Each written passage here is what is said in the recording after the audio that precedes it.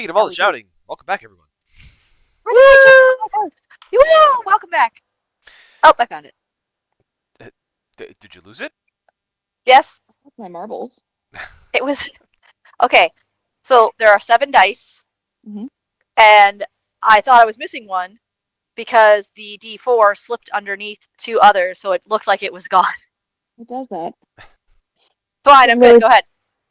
All right, let's go. Let's go. Um, We're focused. we're back at the city of Tremonto. It is the evening of the raid upon the Red Hood Thieves Guild. You guys have taken a long rest after coming, after waking back up, after getting all refreshed and leveling up. Um, Jade had decided to take a little walk out into the city. Um, when the rest woke up and found that she was gone, there was a bit of a search party to go get her and retrieve her, which she did come back, although albeit in a bit of a thoughtful state um, from interactions had with the professor, where she was looking to borrow the marble. Some discussion was had, and it was decided that Reverie would wind up taking the marble to try to track down where Alistair is, and she made a bit of a deal uh, to get some information. She received a rhyme in response, um, with a pretty heavy lead of having you guys think that Alistair is heading off to a set of standing stones that is kind of to the northeast of where Tremonto is. I don't know why always have such trouble with east and west all the time. Weast. West. Dyslexia. Weast. Um, uh, During this time, well, after you had come to this conclusion, it was decided to send a scouting party out consisting of Sentinel Syrian, Silas, and the Goblins to go track down Alistair's movements. We only send our best. Send them away in a separate boat so that you guys still have the Corvus on hand. Um, Uh, the reason being why you guys didn't go after him yourselves is because the trek to and from the Standing Stones would put you past the date of Naruko's wedding, which was not something you guys were keen to do. So, wanted to keep eyes on things in the meantime, while other social obligations are fulfilled. Uh, So I'll bring you all back to Tremonto. And last we left off, Yuki was in a dream state that was she was trying to contact Fedwin, which she did. Um, However, with Allison not here, I don't remember what the hell Yuki was going to ask him. I don't know if anybody remembers. I I don't remember why she was contacting him. It was just to update him about what was going on, that you had this cult that was being a problem, and there was this thing about, sniffing soul gems and shit. Yeah, I think you're right. I think she was just contacting him to update him on like the status. Okay. Maybe if anything, get Sentinel Mousetrap some backup as they're going to the Standing Stones. Okay. Yeah. I See if believe that Fedwin was had the any way to point. send anybody else out to help with the scouting. Okay. Oh, right, because you're going to ask him if he knew anybody that could teleport. And Right. I think what came back on that was yes, it's possible, but without knowing the location, it could be kind of difficult. Um, so I think his response to that would be that yes, he could send additional sentinels. Aren't really any active on Avril though, so you would have to send them from pretty far away. So they might not get. I mean, it might be a while before they get there if you know they get sent. Fair. But in the meantime, uh, he would let you all know that their safe house is still secure. Um, Whoever's coming to look for him hasn't even got even remotely close. And every once in a while, either him or he did call in he did call in an ally to kind of assist with him, a cleric by the name of Savine, who is with him, who is another powerful magic user, cleric of Balinor. She is kind of helping out, and between the two of them, they every once in a while will head out into Silvercrest, make sure to plant some red herrings to delay them to further delay them until the situation can be rectified. So he would let you all know that there is everything is so far is pretty well under control, and that's kind So of just keep picking off the other cult members so they can't gather. Oh, it's kind of the implied message, yeah. The implied message is keep murdering guys. It's really helping us. If you could kill those people so they can't come here, that'd be great. So that is the messaging that he would give back to Yuki. And if Yuki has anything else that she wants to discuss with him, we will handle that separately. In the meantime, I believe you guys are all back on the Corvus. Yeah.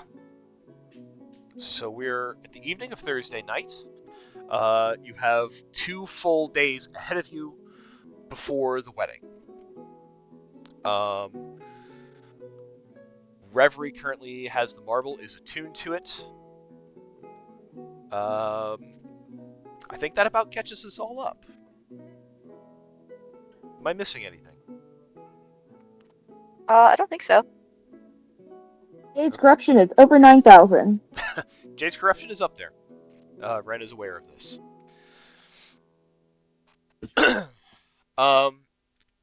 While that was kind of going down, I was just kind of having Nariko and Marcus kind of in their cabin. So I don't know, Nariko, if there's any conversation you wanted to have with Marcus while all this other stuff outside was going down.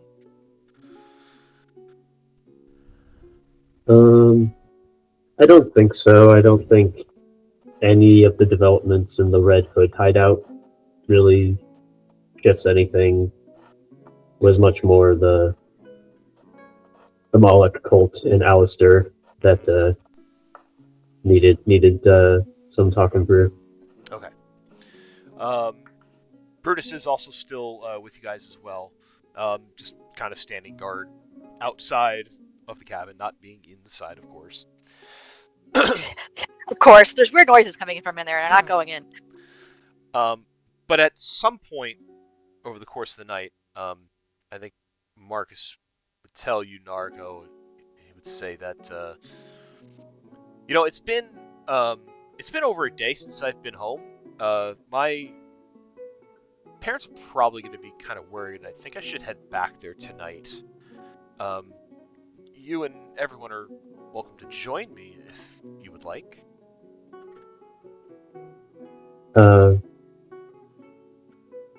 Actually, yes. Now that the Red Hoods have been dealt with, and it's confirmed that Alistair is heading somewhere, but not back to the Goldwaters, at the very least, that gives me some assurance that whatever Alistair was up to, it was not likely to be directing involved your parents. Otherwise, he probably would have gone to them for backup. So. Yeah, I suppose that makes sense.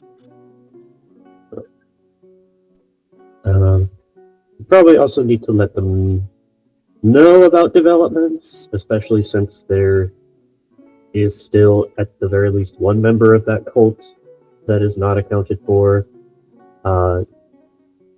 Neville is trying to remember. We caught Alistair as the Goldwater representative. Yuki got the De Oro one in prison. Yep. Cool. We don't know who the Belafonte one was, though. Yep. Or is it Belafonte? It could be both. Dun dun dun. That's actually how we edged the cult to Moloch as we point out, like, no, you see, there was a typographical error, and this family's name was misspelled. Therefore, they are not entitled to any of their fancy infernal boons for their sacrifices. If you or your family have been reneged on by a demon cult, you might be entitled to compensation. That is the most 1-800 Valinor. that is the most Kenneth way to resolve this plotline I could ever come up with. Oh my god. I kind of love it. Honestly, I think this plotline was just here for like, hey, we get to use all the tools in our tool chest. See how clever and cryptic we are. What's so funny is I have seriously thoroughly confused myself because I have the name on the map as Belamonte, and in my notes Yeah. it's Belafonte. So now I don't know what's I real love anymore. It's Belamonte. We were the ones who were mispronouncing it, and then you We're kept gonna keep correcting doing us. it. But then we kept doing it, not on purpose. That was not done on purpose. But then Joe has fucked it up at least once or twice. Oh, Absolutely. Because we've been doing it, so then how he's just like, whatever their name is. It's Bella whatever. It's actually two families that have, share the same abode. Oh, that makes sense. Now you see, There's so much cahooting going on. Now you see, I would Colluding. think that because the Belamonte, I think roughly translates to like beautiful mountain. That's right. Meanwhile, Belafonte would be like beautiful fountain, and I think in Right. this very watery town that the latter would be more likely to be. That's probably why we're doing it. But they're immigrants, so you know. They did They come moved from around. Donamar. I'm imagining a family of dwarves moving in and being like, all right, we can't call ourselves, the Granite Hand Clan. It's fucking water everywhere. How do we kind of spruce this up? You know what? I bet they just have like the Belamonte part on some old documents, and sometimes that gets confused with the more modern Belafonte. Probably true. It only comes Right. out during these big official ceremonies where everyone has to like use their proper titles. Yep, that tracks. Did we take Yes, over the so- game enough, Joe? No, that's good. We're good. We've left our mark. So, We've changed you know- a prominent NPC class to be what we I want love it to be. That does sound like us. So make the Goldwaters aware of all of this, especially why their butler appears to have up and left, and that how concerned are they about not being implicated in a demonic conspiracy to control the town? Maybe help, or at least don't be stupid. Right. Yeah. Yeah. I don't know. We've got a big horse girl energy going on in that family, so Yeah. Yeah. it's just So- hilarious. That's just the one thing that happened, and we all latched onto it. I have. Yeah. And she could be a very smart, intelligent woman otherwise, but she just was super into Ren. That's all. That's her would one like to characteristic maintain now. his space. We still have literally not nailed down for certain what the interest in Ren is, because there are a lot of things contained within Ren that on It's first true. sight might elicit a kind of reaction. It's true. I am not sure what you were talking about. Little column A, little column B. What's column A? It's Don't worry about it. probably the topiary you carry around playing carnival music. That might Probably. have been one Oh, of crap, I haven't brought Dave with me for a minute since we went on our stealth mission. Let me go get Dave. We just hear Calliope music. I have that gear. So yeah, Naruto is interested in returning back to Palazzo Goldwater. Oh my god. Hear the Calliope music. Alright, that's not Calliope. Love it. Okay, so Narco's on board with heading back to the Goldwaters. So once Narco and Marcus are done with their resting time and are ready to rejoin the world of the living, I think that is kind of when all of this stuff with Reverie taking the marble and all that has kind of occurred. So you see Narco and Marcus come out onto the deck of the ship, and you see Marcus kind of straightens out his coat a little bit. And he says, Narco, Brutus, and I are going to head back to the Palazzo, and you are all welcome to come. It's been more than a day since I've been home, and I should probably be there. Oh, do you have a curfew? No, not a curfew. I just, I just don't want my parents to worry about me, and Narco brought up that we should probably tell them what's going on with Alistair, because I'm sure they'll be curious why he hasn't returned either.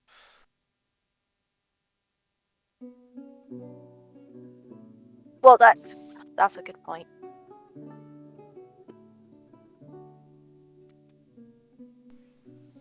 Reverie, did you want to go back, or did you want to stay on the ship? I'll stay with the group.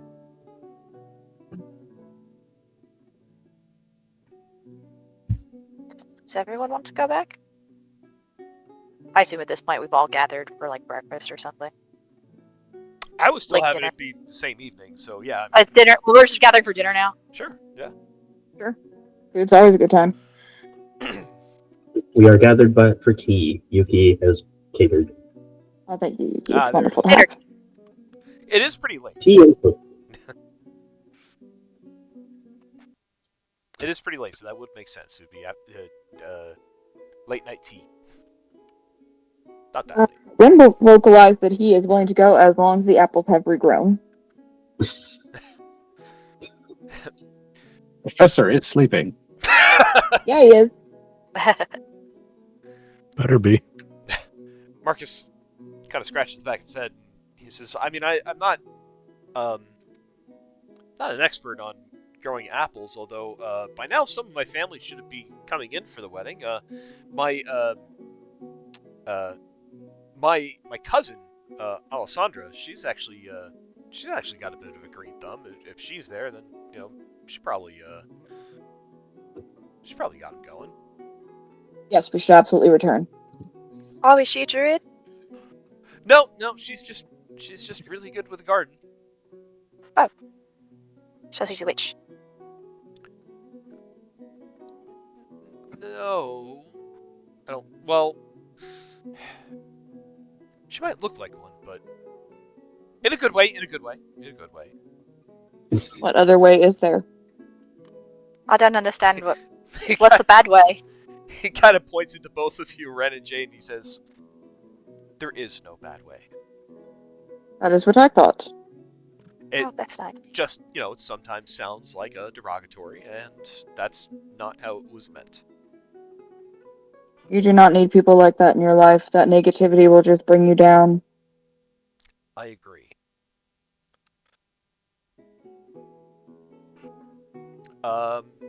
Naruko pipes up and says, "I wasn't aware you had cousins. Oliver doesn't seem to have any children. At least he didn't mention any." Well, we call them cousins. I don't think they're actually blood related. They're Close just- family friends.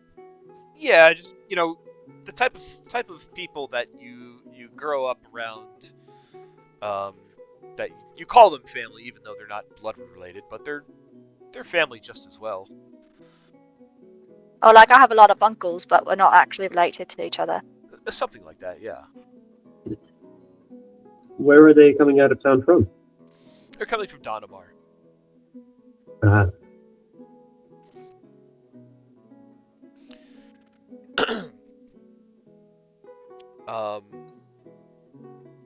But I think most of the family will be arriving, I think, tomorrow, and I actually believe that some of the others, well, most of everybody should be here by Saturday, and that includes your mother, Nargo, from what I understand.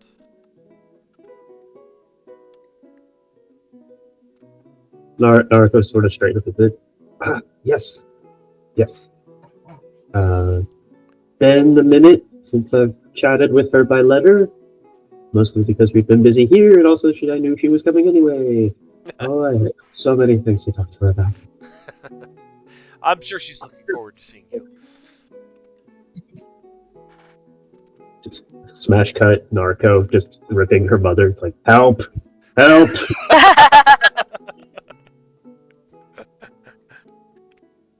All right. So, back home then. Should we take the Corvus back, or do you want to walk? Well, we have most of the entities we were wanting to hide off of the Corvus, so it might be wise to take it back so it's at hand. I was going to say take the Corvus because I'm not waking the professor up to carry him across town. Oh, no, we are not doing any more Ren rides for a very, very long time. I don't want him to get used to that. It did look very cute when you did it, though. Do not encourage this. I'm encouraging it. Stop that. No.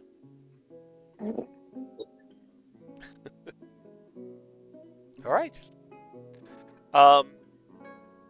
Well, before the Corvus sets sail, does anybody else have anything before heading back to the Goldwater residence?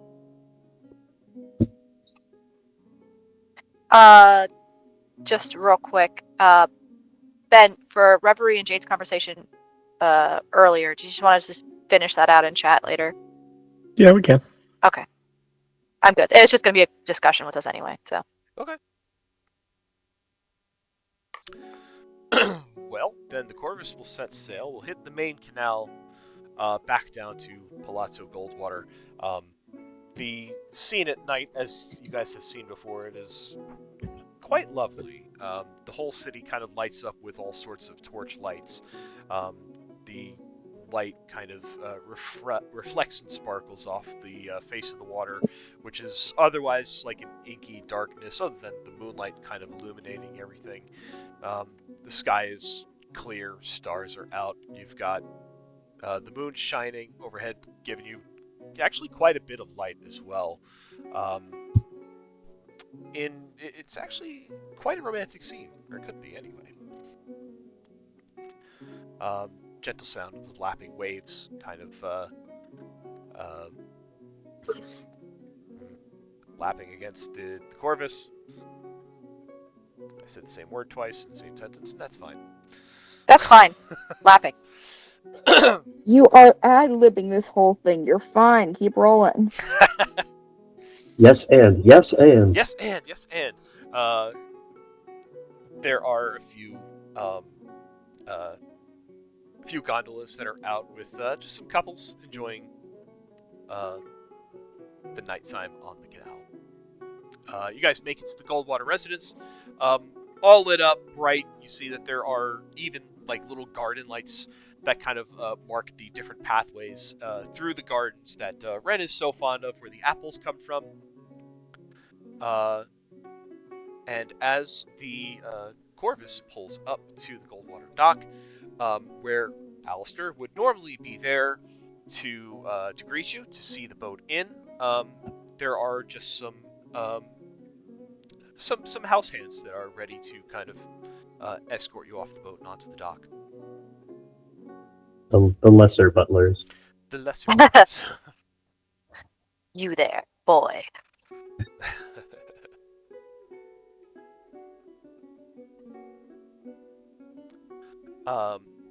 So as they help you off of the boat, Marcus and Brutus will kind of lead you inside. The house attendants will, as they normally do, formally announce your arrival. At which point, you kind of see Catherine sashay into the little hallway that you guys kind of dress in, or that you guys meet in, and she comes up to Marcus and kind of does that like kiss on both cheeks thing, and she holds him by the arms and she says, "Marcus, we were worried. We haven't seen you in 2 days, not since the regatta." And Marcus looks back at her and kind of smiles and says, I didn't mean to upset you, Mother. We were just out enjoying the city, and maybe had a little bit too good of a time." See Brutus next to Marcus kind of just crosses his arms and rolls his eyes a little bit. Catherine smiles and she says, "You haven't been out this late in quite a while. Must have been having a good time. Well, with, your fiancé and your new friends here, I'm sure you had much that you wanted to take part in.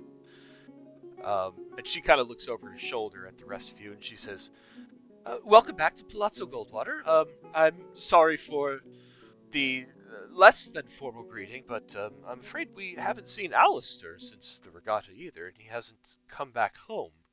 I'm sure he's out running some kind of errands or something that maybe I'm just not aware of, but you'll have to pardon the less than welcoming reception. It's kind of embarrassing. Oh, that's quite all right, madam. Actually, there are some developments that occurred while we were out and about. Would we be able to talk with you and your husband? Oh, sure. We can we'll set up some pastries in the breakfast nook. Marcus, you'll show them the way. Marcus nods and says, "Of course, Mother, I will." Catherine sachets back out of the room and disappears down a hallway.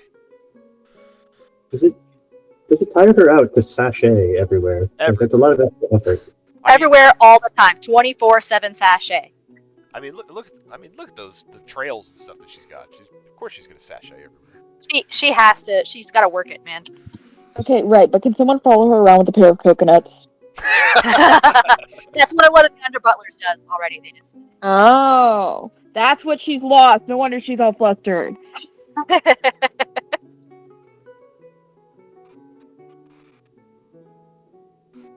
So Marcus will lead you all to their breakfast nook, where apparently pastries are being set up.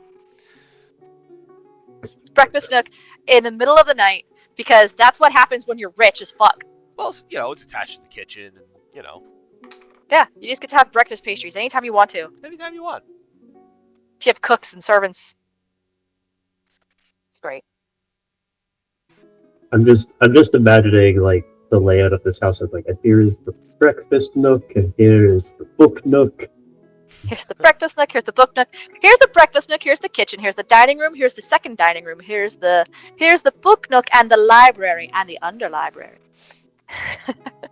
The basement, the sub basement, the dom basement. That one's for special time. And then the doghouse. That could go either way depending on what your mood is for the day. And this room is for 11s.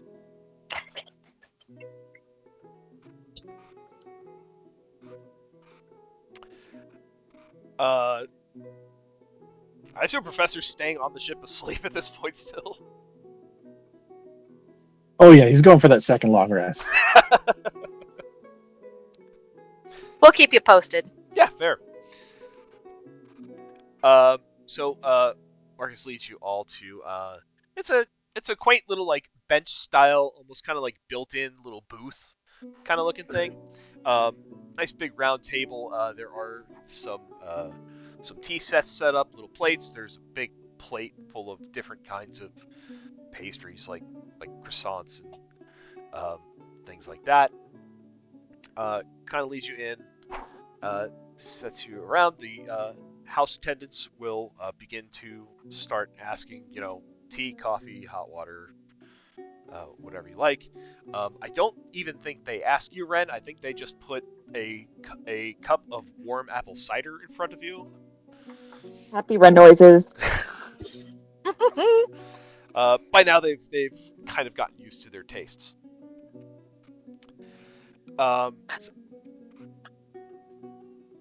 So, I imagine like an entire bowl of ranch pulled out, and then they look around and see the professor is not actually part of the group, and then they just slowly slide it back. Just disappointed cook sounds. Oh. Back in the icebox. It'll be good for tomorrow, it's fine.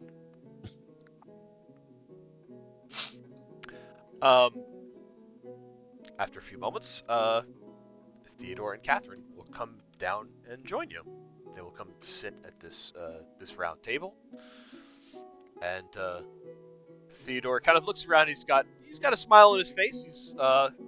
He's in a little bit more relaxed garb, as at this point he's probably getting ready for bed, but still very proper and presentable for guests. He will sit at this table and brings you a smile, and he says, "So, Catherine tells me you guys have been out for a while, and that you have a story to tell." You're about to wreck his night so hard. I know. Oh, yeah. For the sake of brevity, we will give an abridged version of because I think Narco's already mentioned like the various misadventures they've been on, and that there's like some cult doing weird stuff. Like the Goldwaters at least know that like that stuff's been going on. But once they got to the city, it's like, oh, it's fine. We're Tremonto. Nothing bad ever happens in Tremonto. Yeah. Like, you won't need to go on adventures ever again once you've married our boy, and blah, blah, blah. Right. It's exactly it. It's like, oh, but bad stuff doesn't happen to us. Yes. Not here. It's Just- only to those people out in the away places. Just to the pores. Just the poors. So Nariko basically starts off, so I wanted to get to know Marcus better, so I invited him on a date, go around, see the town, and in the proceedings, it's just like, the shit with Verdant Holdings being sabotaged, where they were fucking summoning demons, and also, like, Ninja Turtles. Unfortunate Ninja Turtles. Yes, Weird the Red Hoods, selling drugs, like, uncovered that, the stuff with Sophia getting her being kidnapped, the stuff with the demon cult, and then that's why Alistair's gone. And then you know what? We kind of weren't sure the extent of things there, so we figured before we potentially got involved with the various noble houses potentially having a conspiracy, we went and just eliminated the local thieves guild. Just to make ourselves feel better and also see if there were any extra clues or information there. There wasn't really, but the cult was there. They're gone now. Just throws down the ledgers and recipes and other stuff that we confiscated from the Red Hood hideout, like very nonchalantly. So it didn't go the way I wanted, so I just decided to upend the entire criminal organization of this town just to make myself feel better and, work a little bit. So there's no more crime. I solved that. You're welcome. And it's just like, yeah, so at this point, Alistair is on the run. Exact extent of deeds and motives still not clear. The Denora representative was last seen locked up on sort of unrelated criminal charges. And whatever Belafonte scion was participating in these rituals is still at large. So that's like the outstanding thing right now. But yeah, other than that, that's how our time in Tremonto has been. How are you? I think they listen. That was probably a lot. More tea. Is there any part of anything that you are specifically leaving out, or are you leaving no stone unturned? So Nariko, she does not have the time to get into the full extent of the void and what she has seen and what they're doing. She is going to say there is a lot more to this, but for the sake of what you need to know, they're essentially sort of like a doomsday cult. They do bad stuff. We've been dealing with them for a while. The fact that they were here, like, sort of using the Red Hoods and this other cult to essentially, it seemed like Tremonto was almost like a money laundering scheme for them. Like, it seems like they were just using it for acquiring wealth to fund the rest of their activities. Am I reading that correctly as a player? It seems like it, that's for sure. We found a lot of ledgers of money moving out with large sums, and yeah. Oh, right. Also, because they have like a great old one, essentially, which is not what the void is, but that's like a slightly more comprehensible thing to try to explain to these people. The drugs that they've been putting out probably also could be useful for making people susceptible to brainwashing and other stuff.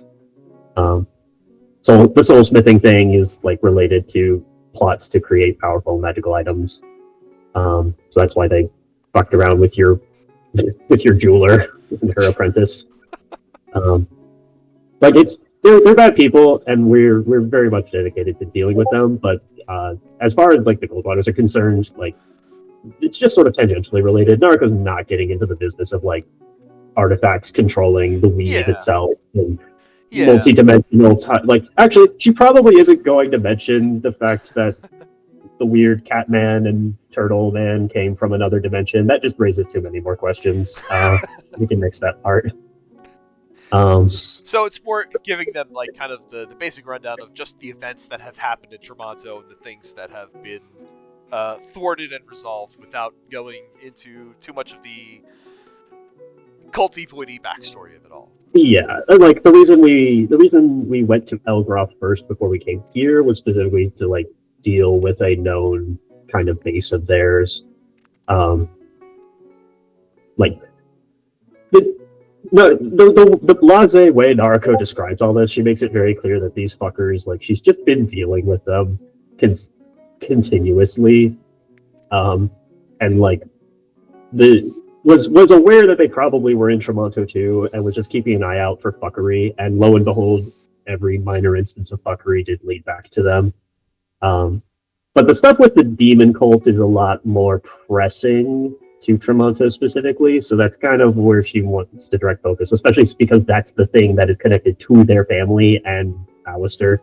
Mm-hmm. So that's the thing she will take a lot more care to like explain through, and will mention like that she will leave it up to Jade to go into details. The only thing Naruko will volunteer is that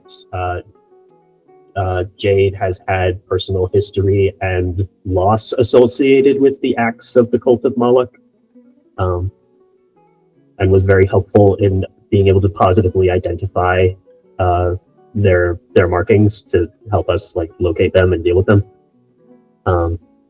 But we'll go into any of the stuff about Moloch being dad, or like that they killed her in her previous life. Like that's.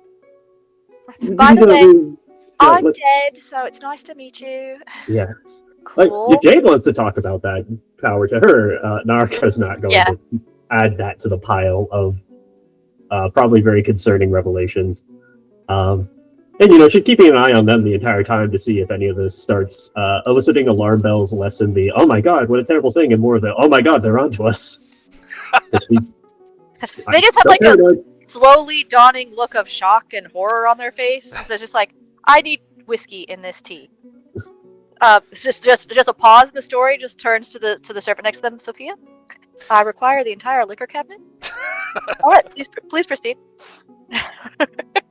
Yeah, I mean, Naruko will also make no bones that like they only met one person per each family involved in this sort of rite. We still don't technically know what the terms of any thing are, like what they were hoping to, like, whether this is just sort of like a thing that maintains power was what they were hoping for. Because from what Jade was saying, like, if they're making sacrifices to Moloch, Moloch doesn't listen to that shit. So it's not like, you know, you phone up Asmodeus and sell the soul of like 50 poor people to, you know, be the mayor. So it's not entirely clear, you know, what any consequences are of having the coven disrupted. But it's definitely a bad look, because literally we have met people in the street who believe that, you know, the rich worship demons and subsist on orphan blood. So now we kind of at least have a little bit, like, that first part is definitely true. Like, at least people attached to you very closely are worshiping demons. I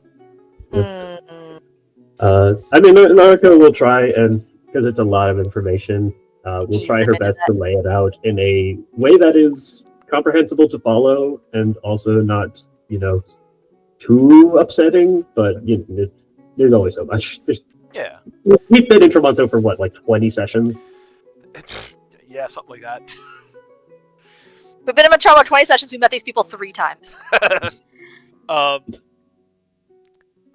Yeah, so you lay out this, and then at the very And Marcus was helping, so that's why he's Yes, been going absolutely. well. Yeah, I was gonna say Marcus is absolutely kind of guiding him along, like kind of telling it from his perspective also.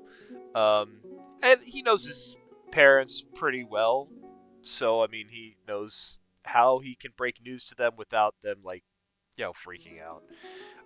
So I think uh, with Marcus's help, you're able to kind of lay out um, kind of the sequence of events that has happened since you came to Tremonto, and kind of some of the things that you have uncovered, and that you know so far that somehow, some way, Alistair and Lucius Doro are implicated in whatever the hell is going on. I think Theodore and Catherine, despite the pretty good way that this information is presented, um, there's definitely a look of surprise, and they trade glances with each other pretty regularly. Their jaws kind of agape most of the time. Um, as you're looking for any kind of tell or reaction or anything like that, anybody with eyes on these guys may give me an insight check. Insight. I'm so mad that this whole house is warded by magic. I would have to tech thoughts up so hard. Yeah, and they know. I was just playing with my dice, and I rolled a nat 20 and a 19, and now I rolled a 4. So, I got 24. so 12 is my No current shit, is my insight. guys. You never know shit. Red is all over it. So is Narco. I had to roll like a 19 to get that. Narco has some pretty good skills. Insight is not one of them. Okay, so all of you, even Jade, I think you all pick up that as Even Jade. Even Jade with a 12. Because the rolls to hide their expressions were not great. Or to keep, I should say, to keep their composure, rather. There are flashes of, like, fear and hopefulness, and then some kind of, like, worry. But I think Ren and Narco, you pick up a flash of something just a little bit extra. And it almost seems like there is a breath of what seems to be relief between them. And they look back at you and they say, "We fully dismiss the rumors of whatever demon worship may have been happening here, but it sounds like you have uncovered some pretty concrete evidence here." Indeed. We truly had no idea that Alistair would have been involved in anything so devious, underhanded. We've known him, gosh, decades. You never would have guessed.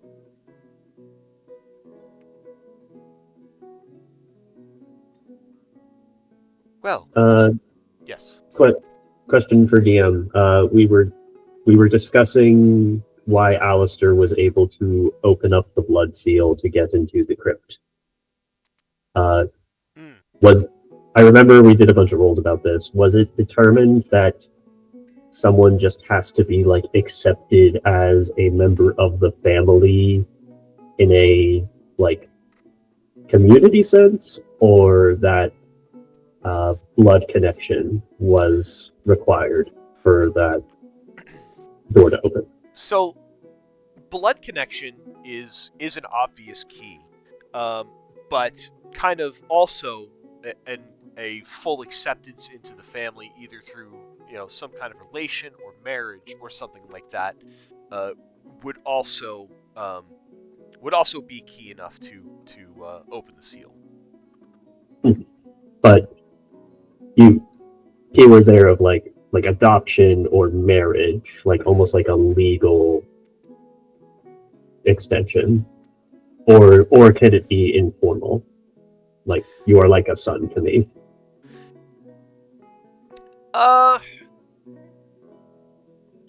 It would be. I mean, I would say yes to like the legal thing, but it would have to be more than that. Like it couldn't just be like a piece of paper saying you guys are joined. Like there has to be also some Like some kind of like spiritual and emotional connection there. yes, exactly.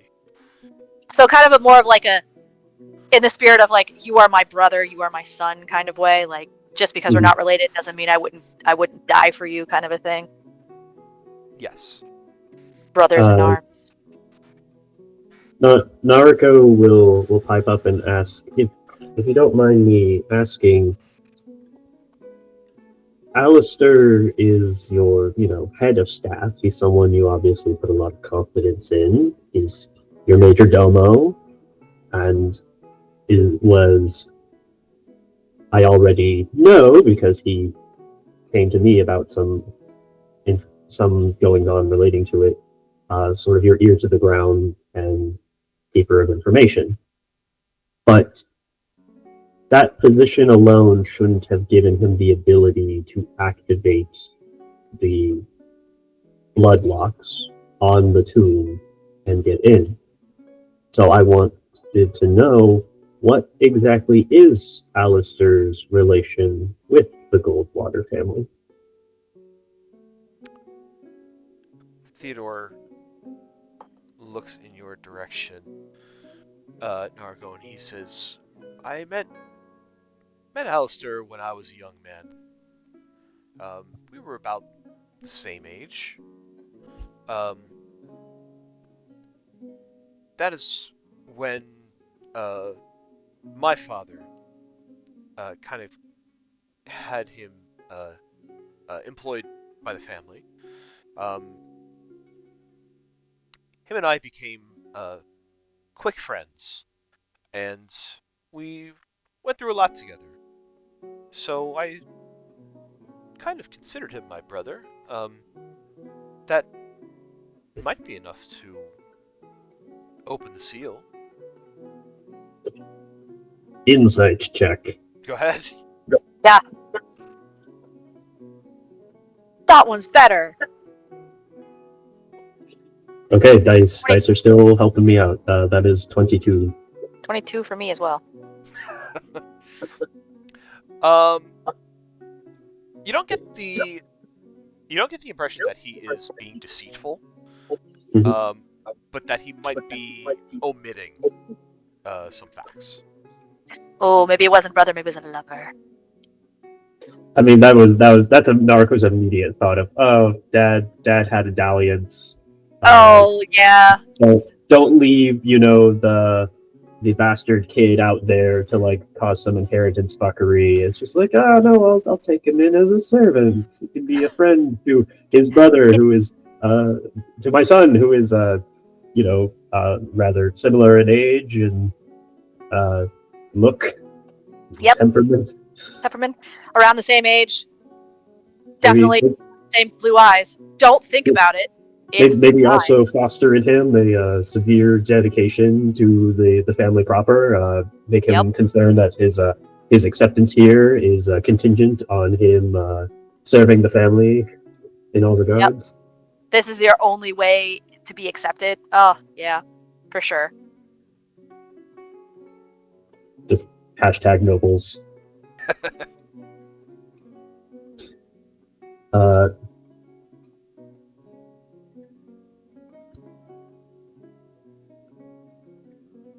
Now I'm debating how much trouble Narco would get into for directly accusing such a thing of being true.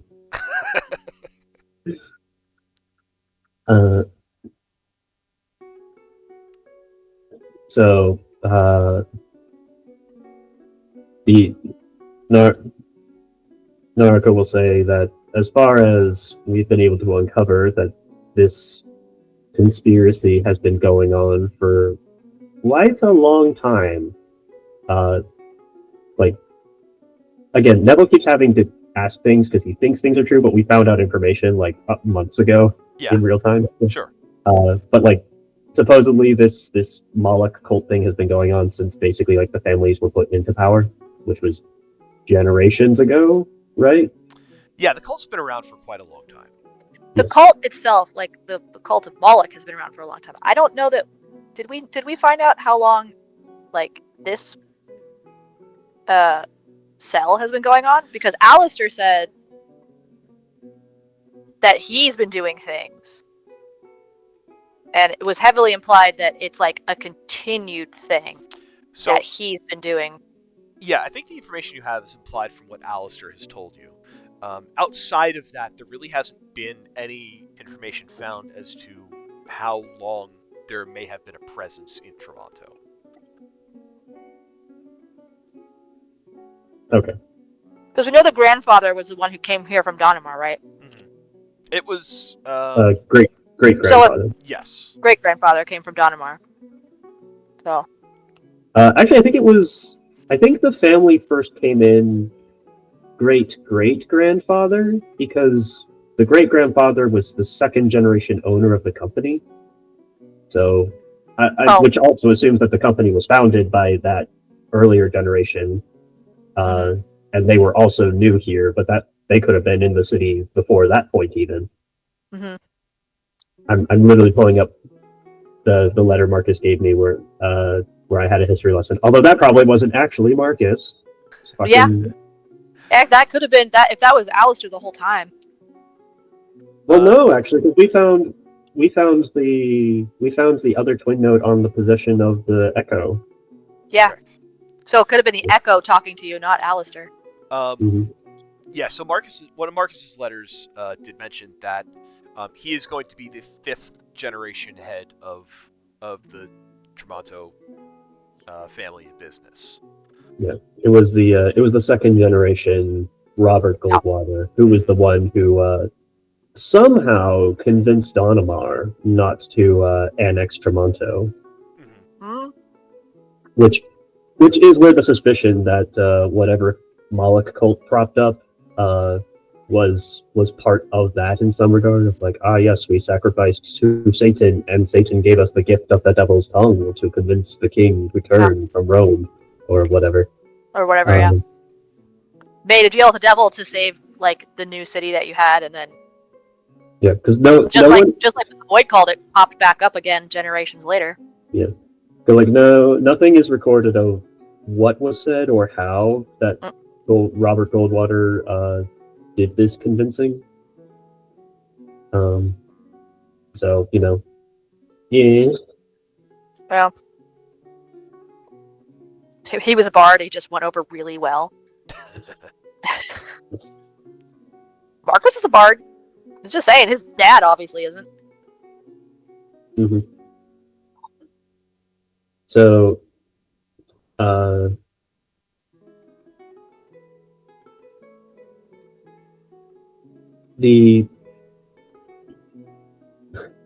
So Narco will state that when talking with us, Alistair admitted not to the details, but did very concretely state that he has done very unpleasant things for the sake of the Goldwater family in his pursuit of keeping up whatever this fiendish pact is he and his cohorts believe that they are charged with perpetuating.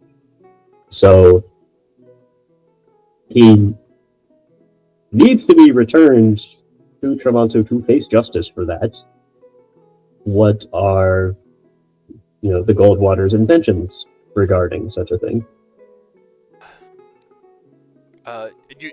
You told them about kind of suspecting that he's heading towards the Standing Stones? I don't know. Have you disclosed that? That she did not disclose. Okay. Only disclosed that we have an idea of where he might be heading. Like we have the means to track him down. Okay. Pretty confidently. Okay. So, having not told them that, I think Catherine will kind of respond to that, and she will say, "We'll bring it up to Lady Amelia and have her send a contingent out to go find him wherever he is. If you know where he is, tell us, and we'll send them. I fully agree. Whatever wrongdoing he has done, he must answer for. Theodore he looks a bit hesitant as he nods in agreement and says, yes, this brings much doubt upon our family name and it cannot stand.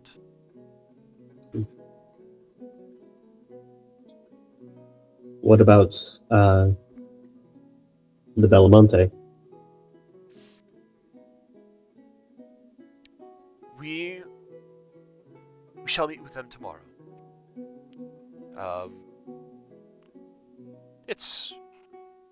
Yes, we shall meet with them tomorrow, and we should tell them what we know. We can leave your names out of it if you wish. I don't think that will be possible, considering we'll be with you. Well, if you're coming with us, then yes, we'll mention to them what you have told us, what you have found, or if you'd like to tell them yourselves, you're welcome to. But we'll have to tell them to beware of someone among them who may be up to no good.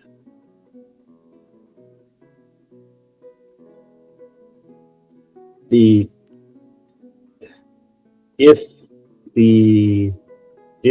the one who was captured, because from De Oro, if he's still alive, because unfortunately we did find a suicide capsule in Alistair's teeth, that might be issued to all of them. Very much need to ask him questions.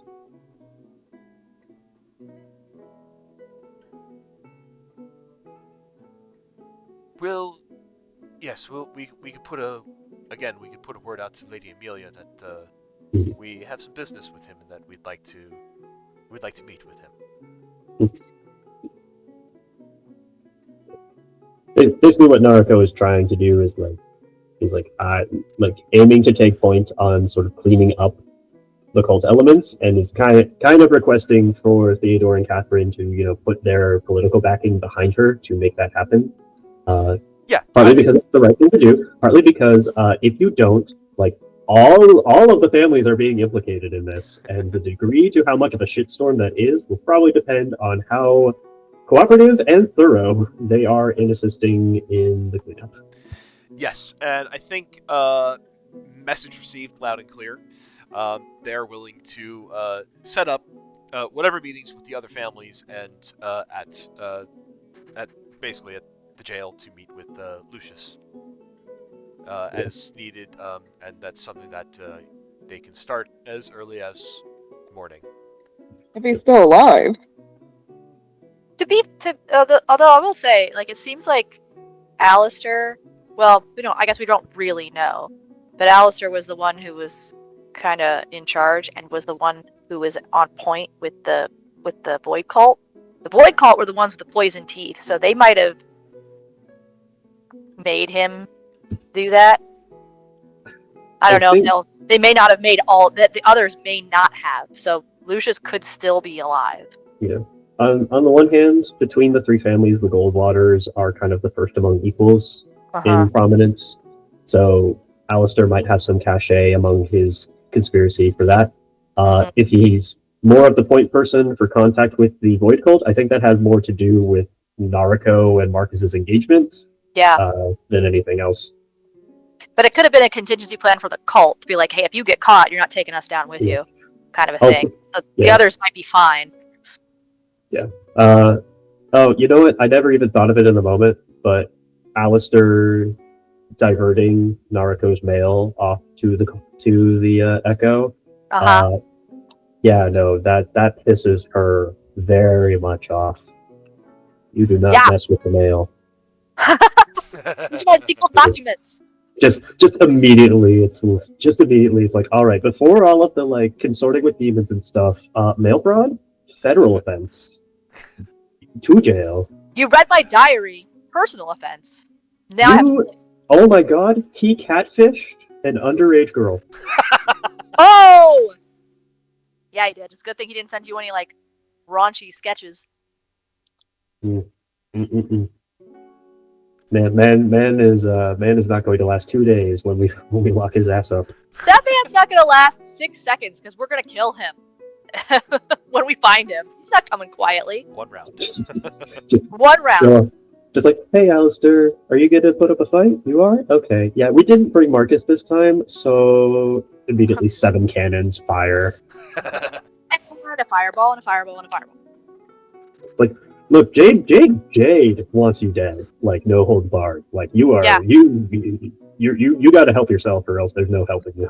You Jade fuck heavily up. implied to the goblins to murder him if they found him asleep. So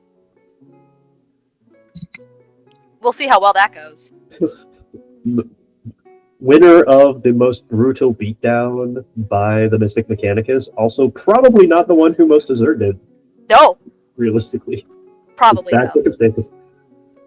Well, I mean, the whole, like, sending mail to a teenage girl is creepy, so he definitely deserves to die.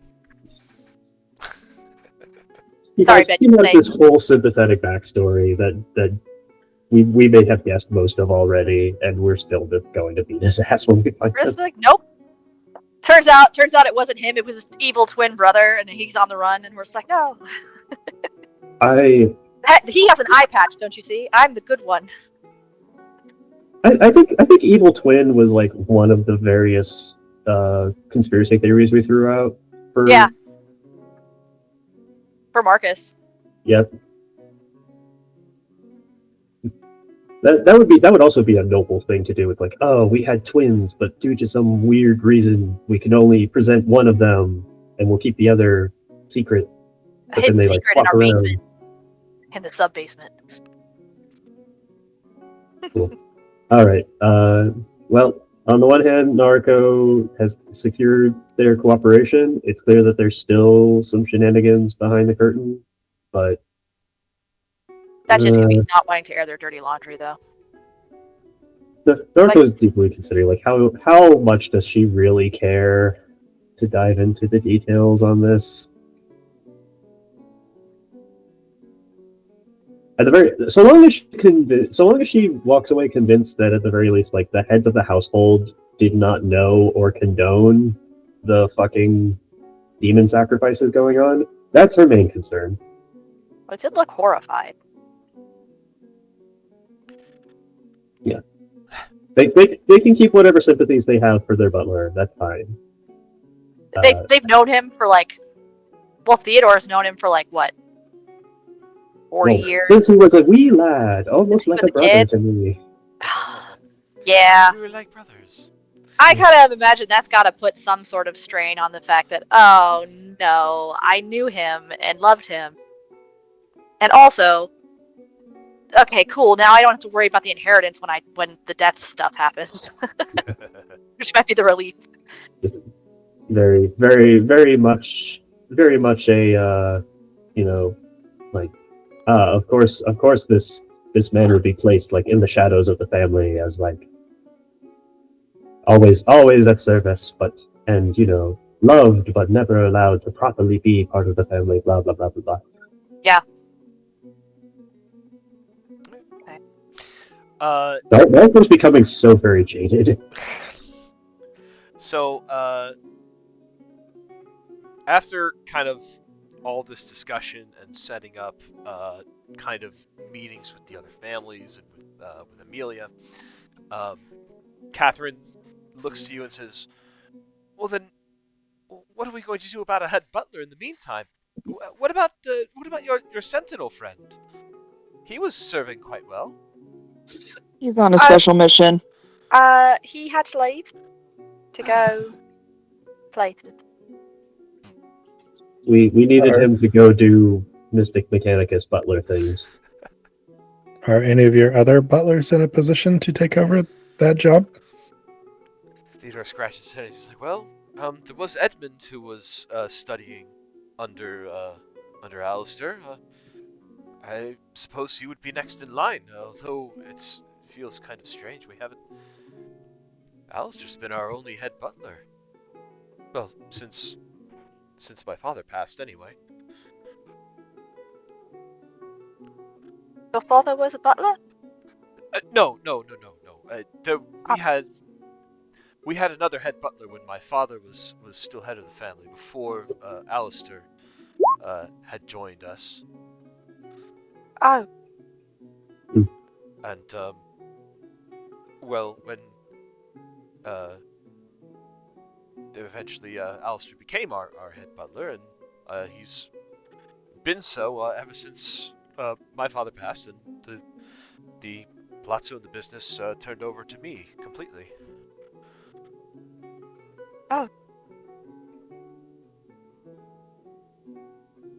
it has to be strange to have someone so close to you be. It has to not feel good. The change will be strange, but we will get on as we always do.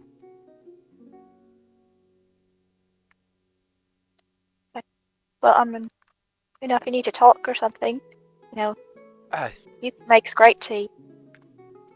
Yes, she does. We have tried it. It is wonderful. Thank you, but we'll be okay. But I appreciate your offer. Okay. Darko looks around like, oh, Oliver wasn't here tonight. He's gonna need to be filled in on all this too. Oh boy. We will speak to Oliver in the morning as well. He usually comes by before heading back off to the docks.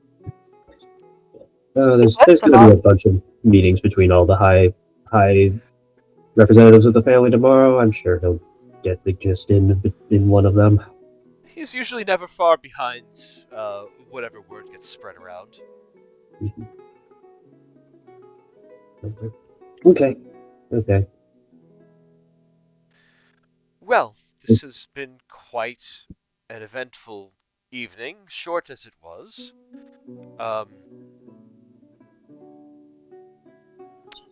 Yeah.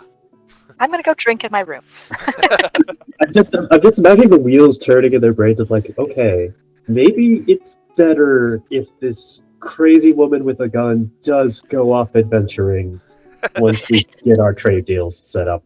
Maybe she should come back when she's, sown her wild oats and is not as dangerous and volatile. I worry what's going to happen if we just, because she's been here like less than a week. What is she going to get up to if there is a month that goes by? Like, she just looks and finds things to do, and I'm very worried. She was seen speaking to the lower classes at one of their rallies. Revolt! Maybe just get through the wedding. That just in their brain, just like, just get through the wedding. We just have 2 more days. Just get through the wedding, and then she'll go away, and we'll deal with it later. We'll deal with all of this later. We'll just have the wedding. Everyone will be talking about the wedding. The whole demon thing will get swept under the rug because who doesn't love a wedding? And then we'll just quietly murder all of the conspirators, and then no one will have to worry about it. We'll get Amelia and her guards to just quietly kill them in the cells, and just, oops, that happened, and it'll be fine. We'll just, once the wedding's over, we'll just say like, oh, what a wonderful wedding. I mean, strike all the yards height. Go enjoy your honeymoon. No, you can't take your new husband with you. Just enjoy your. We need him alive. Please. It's a tradition here where you go on your honeymoon for a year by yourself, and then you come back later after you've seen the world a bit. This is all. Just go. Please just go, and you can write as many letters as you want. When I'm dead. Goodbye. Just quickly shuts the doors. Lovely. Goodbye. Good. Goodbye. Bye. You and your friends. All right. I feel like that's a little bit of that. It's just like, oh my god. At least we have a wedding to calm all of this down. Who doesn't love a wedding? I don't think we're even joking. I think that's just canon how they feel about things right now. I think it probably is. They're rich nobles. They're just like, well, just so sign the papers. We just gotta get her to sign the papers and just go away. She killed crime. She saw them was coming in the city, and then she rolled up and shot them, all of them. Her and all of her friends, and I think they should all just go together. We'll pay for it. We're gonna pay for you to go. Leave now With a cannon. with a cannon. I got you a cannon for your wedding present to leave now, and use that cannon over that way. Go use it there. That probably worked really well. Yeah, right. If they gave Naruko a cannon, she would be happy to leave. She'd just be like, "Yep, that sounds good to me. Good wedding present. Off I go. I'll be back in 6 months with which to talk to my husband in the peace and quiet of a bedroom, and then I'm gonna leave again." Just they're talking to each other. Okay, she's not just onto us. She's gone full Inquisition. Like, you know Barry, who like draws the blood seals. Okay, we're throwing Barry under the bus. Okay, we gotta wipe our hands clean of all of this shit. Poor Barry. Oh, Barry. We're just gonna try. You know what? We tried a thing. It didn't work. It's gonna go back to just blackmail. We're just gonna go back to blackmail. That Yeah. works well, It'll be the new head butler who's just the fall guy. right? It's always the butler. Look, our backup plan has always been to like bribe the Red Hoods to assassinate someone, and they're all fucking dead. Oh no! What if Alistair actually isn't a real bad guy? And he was just he's trying to take him down from the inside. That's why he ran and gave up. He's probably And our second backup plan was to have Alistair deal with it, and now he's gone. Well, I'm not going to do it. Just can't be bothered. Anyway, so Catherine Anyway, Catherine and Theodore are going to get ready to retire for the evening. So, does anyone else have anything you want to discuss with them before they go? they send like one of their under butlers again, just out with a bunch of letters. Just go wake people up, and you come back in the morning. 10:00 at night. Yeah, Jade does have one other thing to ask before they go to bed. Okay. So we know that Lucius was in on this with Alistair. We don't know who the Belamontes might have, and I know you're going to warn everyone, but do you know of anyone else that Alistair might have been close to? Was he close to Lucius? Did he come round often? Did anyone else come round often that dealt with Alistair more than anyone else? I would say that the people who dealt most with Alistair were the house staff. Lucius didn't come around any more than the other Doros did. I guess that would have been too easy.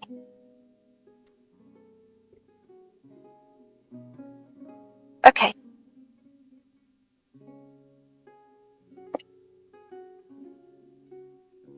Well, good night. Good night. We'll see you in the morning. And they will head off. Well, that was productive. Did you see how they seem relieved at an odd time? No? I think Maybe they we were were just- missing something. Maybe they were just relieved that, nothing worse happened. I think they are relieved that we do not know something that we should know. Oh, that, like, Alistair is actually related to them. Perhaps.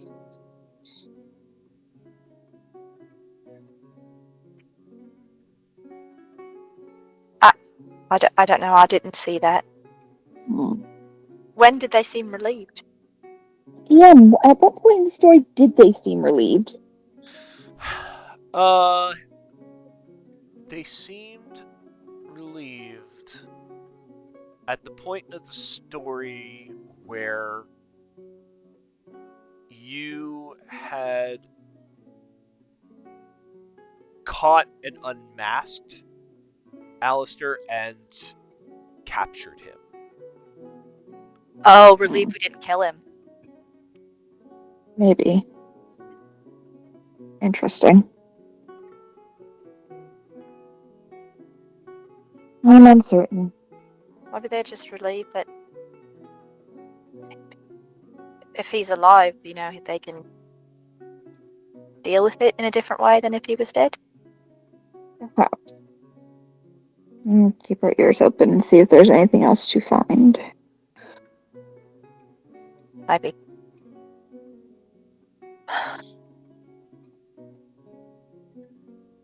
Well, I'm gonna go for a walk.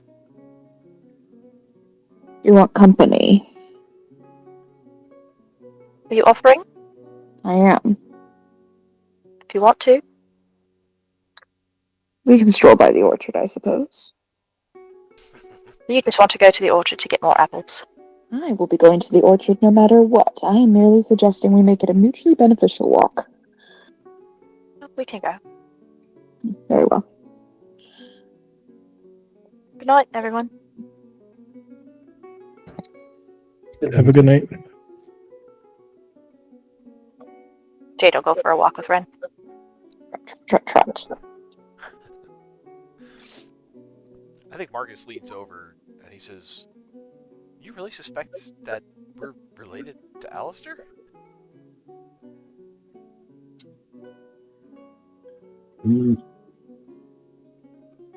While it is entirely possible that Alistair simply has known your father since they were both young and are very firm and like brothers, I have had far too much interaction with the noble circles to not have some suspicion.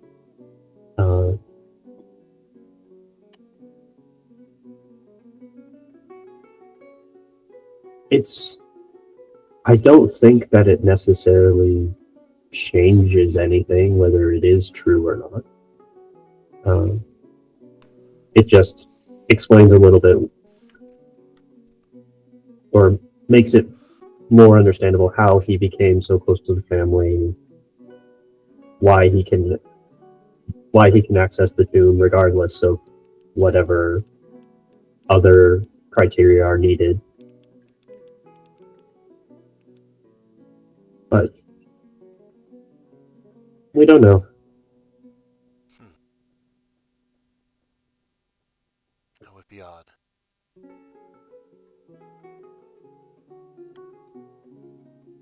I'm sorry, what did you say? So that would be odd.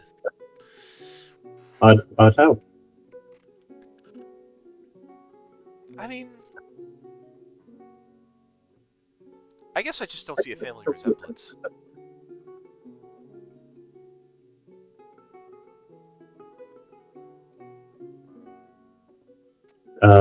But maybe I'm too close to it. DM, do you want to pull up a picture of Alistair and put it right next to Theodore? And Right.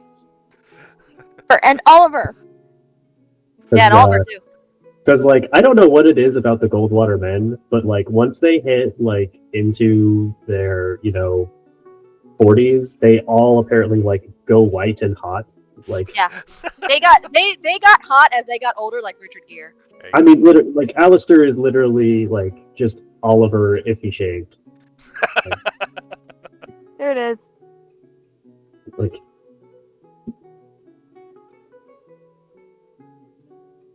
so yeah. Hang on, I'm posting. Yep. Look at I those. guess there is something there, isn't there?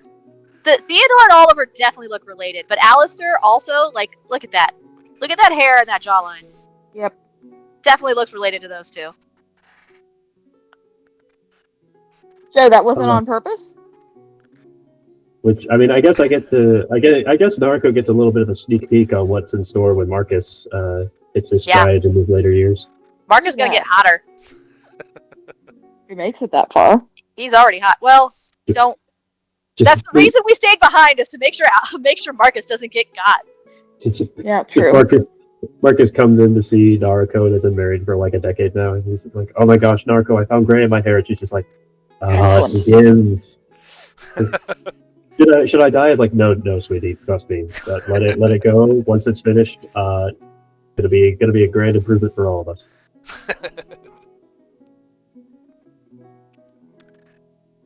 All right. So,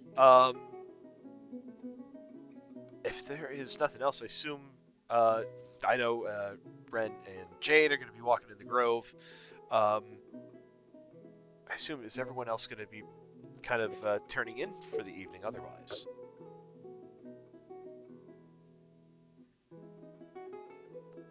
Yeah, Narco's gonna have to do a lot more talking tomorrow. I think at this point, Hello, friends and future trade contacts. Someone is betraying you. Hello, everyone. I know you haven't known me long, but look at my shiny crown. I drove a boat very fast. I have Anyway, a shiny crown and a shiny gun, and guess which one I'm going to use today?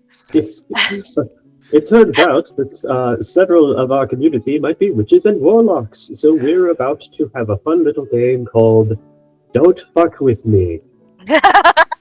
I'm about to ask some questions. No one You can expects the figure out- Spanish Inquisition. I'll be casting Zone of Truth. I have had a very taxing week, and my patience is running thin. But my gunpowder stores are full. Let's see which one will run out first. Catherine leans over to Theodore. The weddings always get to brides in a different way. This is just Mhm. their process. Just let it be. It's fine.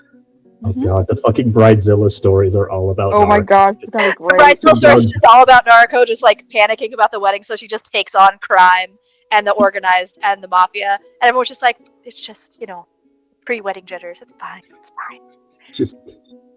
She's screaming about there being like. She's talking about how there's too many cults. It's not that there's just like a cult or a conspiracy that she's like in a tizzy about. She's upset that there's more than like 3 of these things. But she did that after we told her about the table runners, and that's just someone's got to have control over something. Meanwhile, Anyway, it's impossible for me to get drugs on the street anymore. What's going on lately? Oh, my drug guy got yeeted out of here. I went to find my other drug guy, and I just found a pair of boots stuck into the stone of the street. I was like, what the fuck is this? That was still such a good use of that spell. oh yeah. It was a good use of it. But I think as you guys turn in, I think at this point, it's kind of established that Narco and Marcus are sharing a chamber now. Just full They're up, rooming together. straight on, sharing a bed now. Arby and Brutus kind of being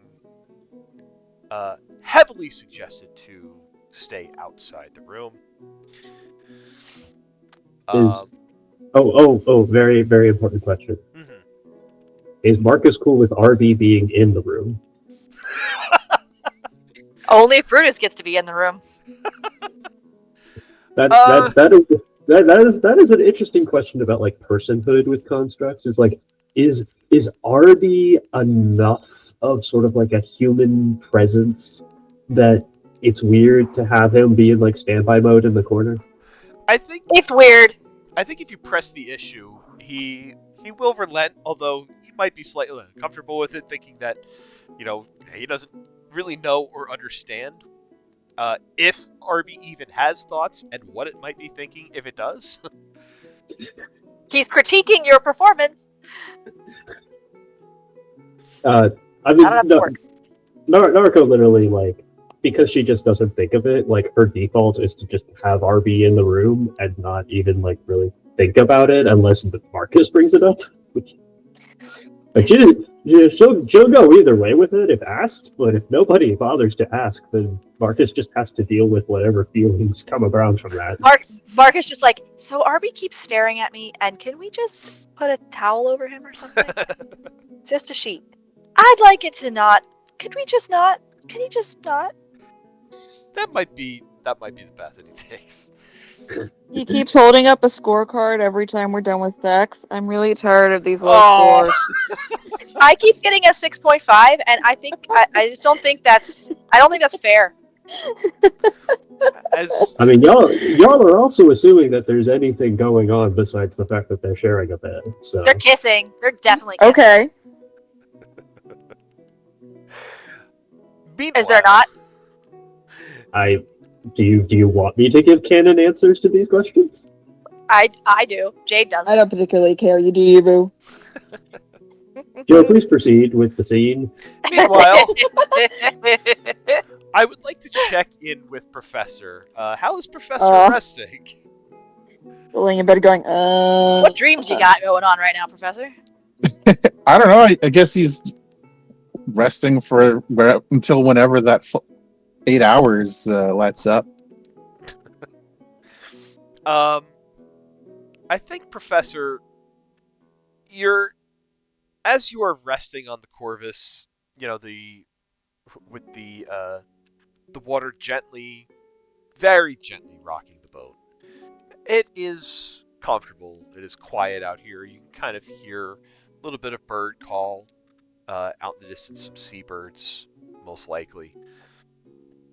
I think there is, as you're in kind of like one of those twilighty states, like not quite fully asleep, but definitely not fully awake. I think at one point you kind of see in your vision there's a face that looks down at you.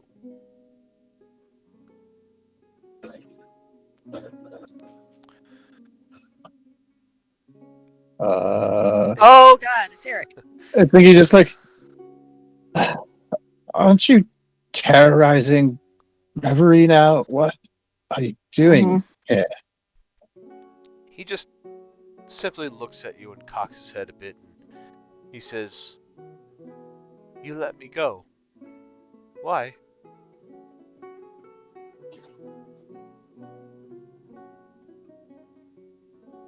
To be honest, I didn't know you were there.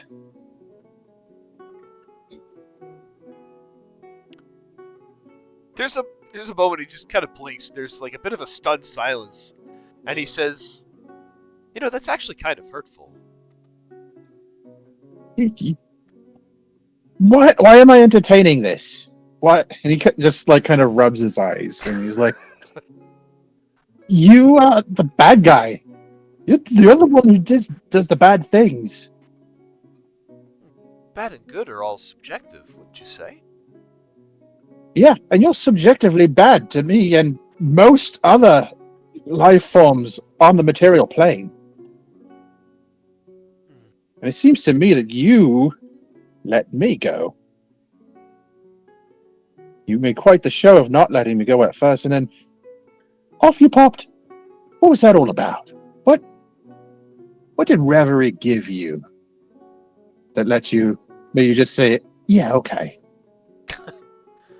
Kind of frowns a bit, and he says, and he shrugs, and he says, "I guess you just weren't strong enough." Yeah, maybe. Yes. I mean, strong enough for you.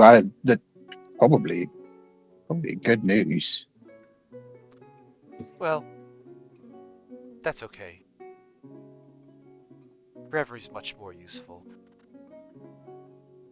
And then his form kind of fades from your vision. Uh-oh. He like rubs his face. At what point in his rest is this happening? Is this like at the end of the rest, or is this like in the middle?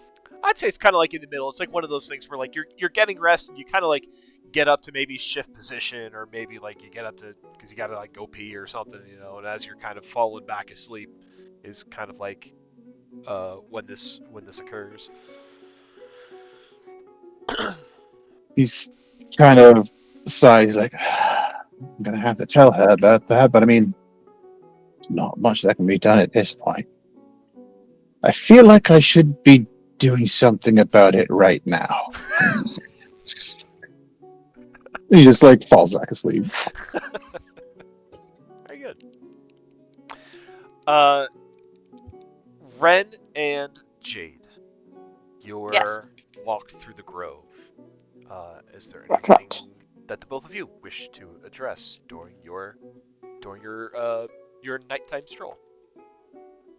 Ren will start off by waiting to see if Jade says anything. Nope. Jade's just going for a walk. Cool. At some point, a bit into the walk, Ren will suggest, would you permit me to remove some of your corruption at this point? Why? I worry that the influence on you has grown quite strong. Jade stops, and she, not like in an abrupt way, but she just slows her walk down and just stops and turns and looks at Ren. Why? Your emotions are becoming quite intense, and I understand to some extent it is because encountering Alistair and what he represents. Do you? I understand as well as I am capable. Well, or maybe that's the problem, Ren, is that you're not capable of understanding. Not. I don't mean that in a mean way, and I'm sorry if it comes out mean. I am allowed to be upset.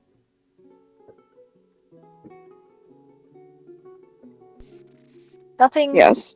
has gone the way I thought it would once we got here. And that's just how life is, you know. It doesn't always go the way you planned for it, and that's okay. I am not. No, go ahead.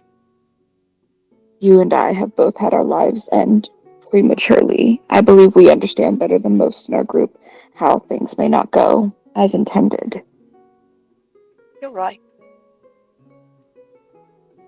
And it's because of that that I am trying to. The whole reason I'm here is to have that chance that I didn't get to have the first time round, and see all the things that I didn't get a chance to see, and love all the people that I never got a chance to love the first time, and make friends. And it's all very new. And I don't always have the best control over the way I'm feeling, because it all gets to be very much sometimes good and bad. I'm trying to be better about it and not, but it's hard when everything feels like it's the first time. That is understandable.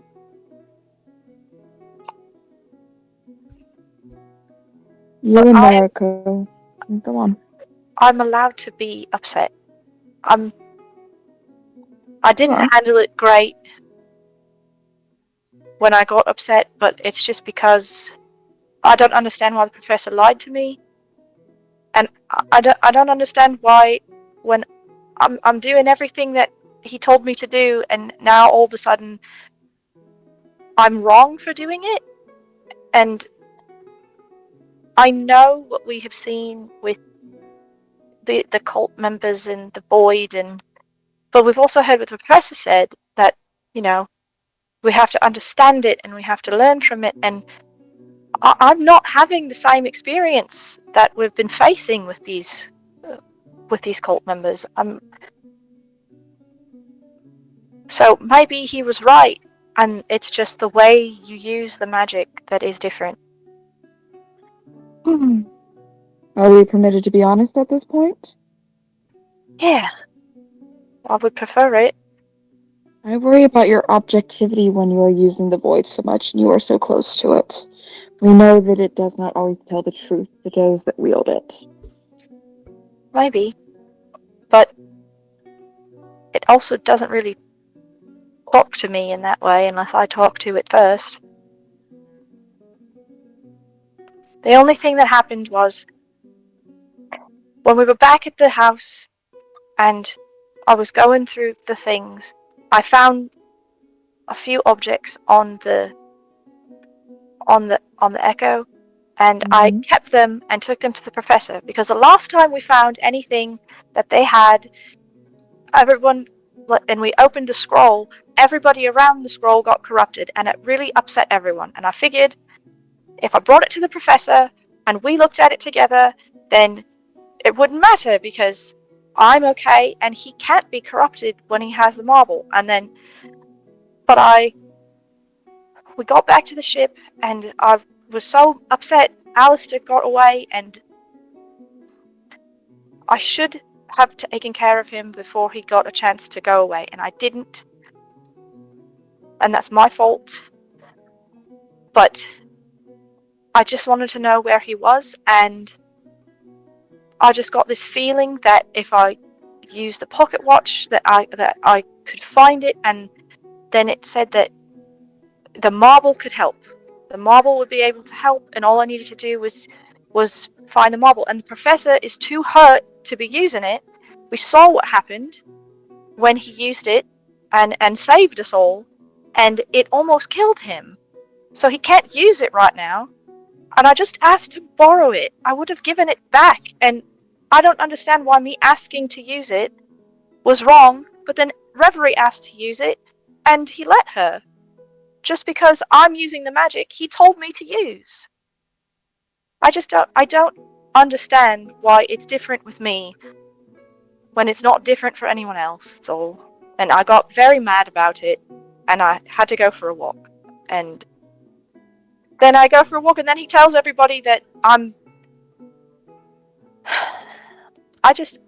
maybe he's the one who's corrupted, I don't know. Or he's just being, I don't know. But I have not done anything to anyone, and I'm the one that's told I'm wrong.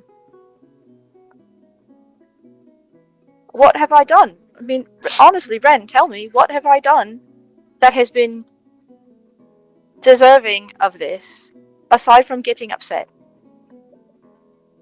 I am not saying that you're deserving of sanction for any particular thing, although this is the first time I'm hearing it. You found some papers on the Echo, and you secreted them away? No, they weren't papers. They were, it was a pocket watch and a ring, and I guess there was a little paper. There was blank. It was papers. And I took them to the professor, and I gave them to the professor. And I asked him to look at them, so we knew what they were, and that, I found them on the Echo, and just wanted to keep them with us so that we could check them first before we gave them to everyone else. He has them. I didn't take them back. He has them in his room. Did he not tell you he got them? To be quite honest, I was a bit more worried about you earlier, and I might not have been listening as closely as I could be. Well, I'm fine now. I was upset earlier. You still seem to be a bit upset. Frustrated. Guess I'm a bit upset still. Which you are, of course, allowed to do. For me, I cannot speak of others, but there is a pervasive concern, because you are working with the Void, that it could be whispering things to you and unduly influencing your responses. That is where my concern comes in. As for the professor being corrupted, he is foolish, he is risk-taking, he is stupid. I do not believe he is at the moment corrupted. I keep a rather close eye on him. Well, then why lie to me? I cannot understand. I believe he was attempting to discern something, but his way of going about that is foolish. He should know better and try his experiments on his peers. I mean, I even told him that I was going to use the marble, and then I was going to go with Reverie and Yuki, but I wasn't going to go by myself or anything, and I was going to give it back. Well, now Reverie's attuned to it, and it's fine because Reverie's attuned to it. Yes, I'm still not comfortable with that idea either, but that was not within my control. I know. And it's just, I understand if you're worried, I do. But I really feel like I'm okay. I mean, it's not like I'm feeling an urge to, like, hurt anyone or do anything to anybody. Literally the only thing that's happened is that I found that the watch was told, like, I guess the watch didn't tell me. I felt an urge to touch the watch, and when I touched the watch, it made me feel like I could use the marble. And then when Professor checked the watch, he found out it was like, I forget what it's called. It's like a focus. Mm-hmm. It leads you to things like the marble. It is able to tell you where they are. Well, I guess not where they are, but if they're around. Like, so it's Interesting. something that can lead you to an artifact like that. So that's it. That's all. You are confused and frustrated. That's reasonable. I am. I was more upset earlier. And now? Not as upset, I suppose. I've calmed down some. Knowing what you know, how is it that you want to proceed from this point? What do you mean? You must always step forward, if we are to continue. How is it that you wish to continue feeling as you do? Well, I mean, I'm not having a panic attack, so They seem to have decreased quite a bit. well, that's because the void is helping. I'm aware. It worries me too that they seem to have changed you. I know you appreciate the change, but it concerns me. It's nice not to have to feel like I'm drowning every time I get into a crowd of people.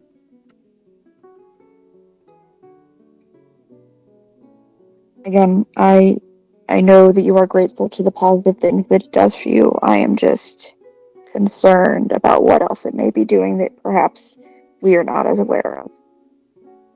I don't feel like it's doing anything. If it makes you feel better and you want to do something, I mean, I'll let you if you want to, but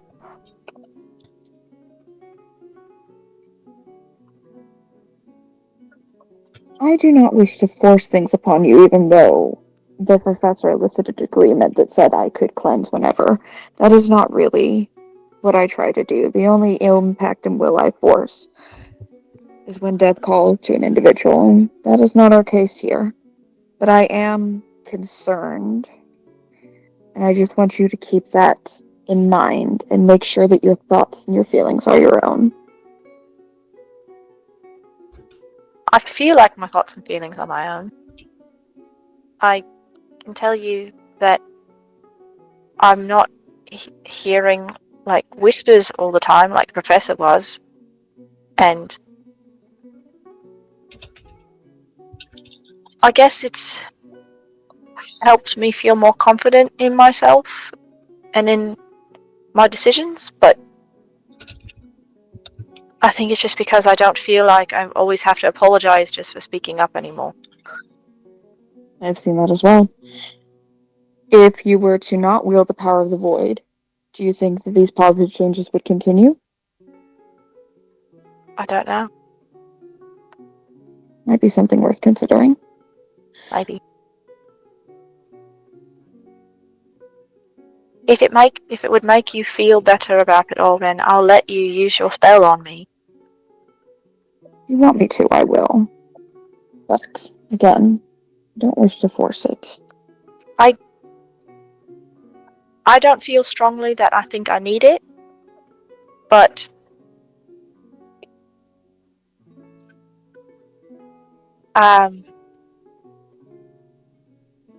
You should not live to please others. yeah, I'm starting to figure that out. But That is why. the second that I stopped trying to make everybody to do the things everyone said, now I'm in trouble, so I do not believe you are sincerely in trouble, but we are concerned because it was a major change in your behavior. it's not necessarily a bad thing, though. No, but if I were to suddenly stop eating apples, how would people feel? Probably that you finally have a balanced diet. That was unkind. You can't just eat apples, Ren. It's going to upset your stomachs. I have 4 stomachs and they're all quite happy with apples. You have 4 stomachs? I don't know, I haven't actually checked, but goodness, is it a fun story to tell the professor. He gets so upset and jealous. That is true. He eats so much and he's so skinny. Mm-hmm. I brought him an elephant ear and everything. You know what else made me really mad, Ren? Hmm. Is that he told me to come back in an hour and to bring him some food, and I brought him some food, and then he does that. I can see how the ancient and time-honored tradition of exchanging food was tampered and tarnished by that experience. I hope you are not allowed to tarnish your experiences in the future. I don't think so. This is good.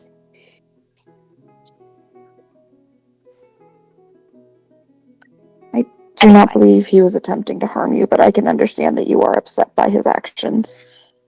I don't think he meant. I mean, I don't think he was trying to like physically hurt me or anything. But I just don't understand what I did wrong. You came to me and demanded to use my scythe, Well, and but were that's it. begging. I didn't demand. I asked him. You know, I told him everything I just told you, and I asked him if I could use it. I didn't try to take it. I didn't even say he had to give it to me.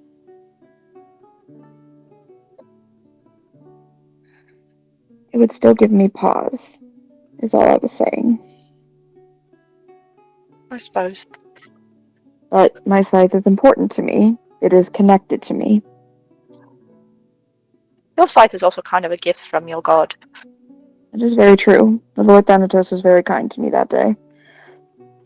I've never Scully. met him, but he seems very nice. He is even-tempered, although I would very much like to not disappoint him again. What do you mean again? I died, and my mission was not yet fulfilled. Well, I don't want to do that again. Can't control the things that happen to you sometimes, hard as you try. I should have been more responsible in that time. Well, maybe, but sometimes accidents happen and mistakes happen. I do. And you're here now, and I feel like if you disappointed him, he would not have given you another chance. He'd have sent somebody else. Yeah, I feel very much that I've been banished from the realm eternal, because I was not yet ready.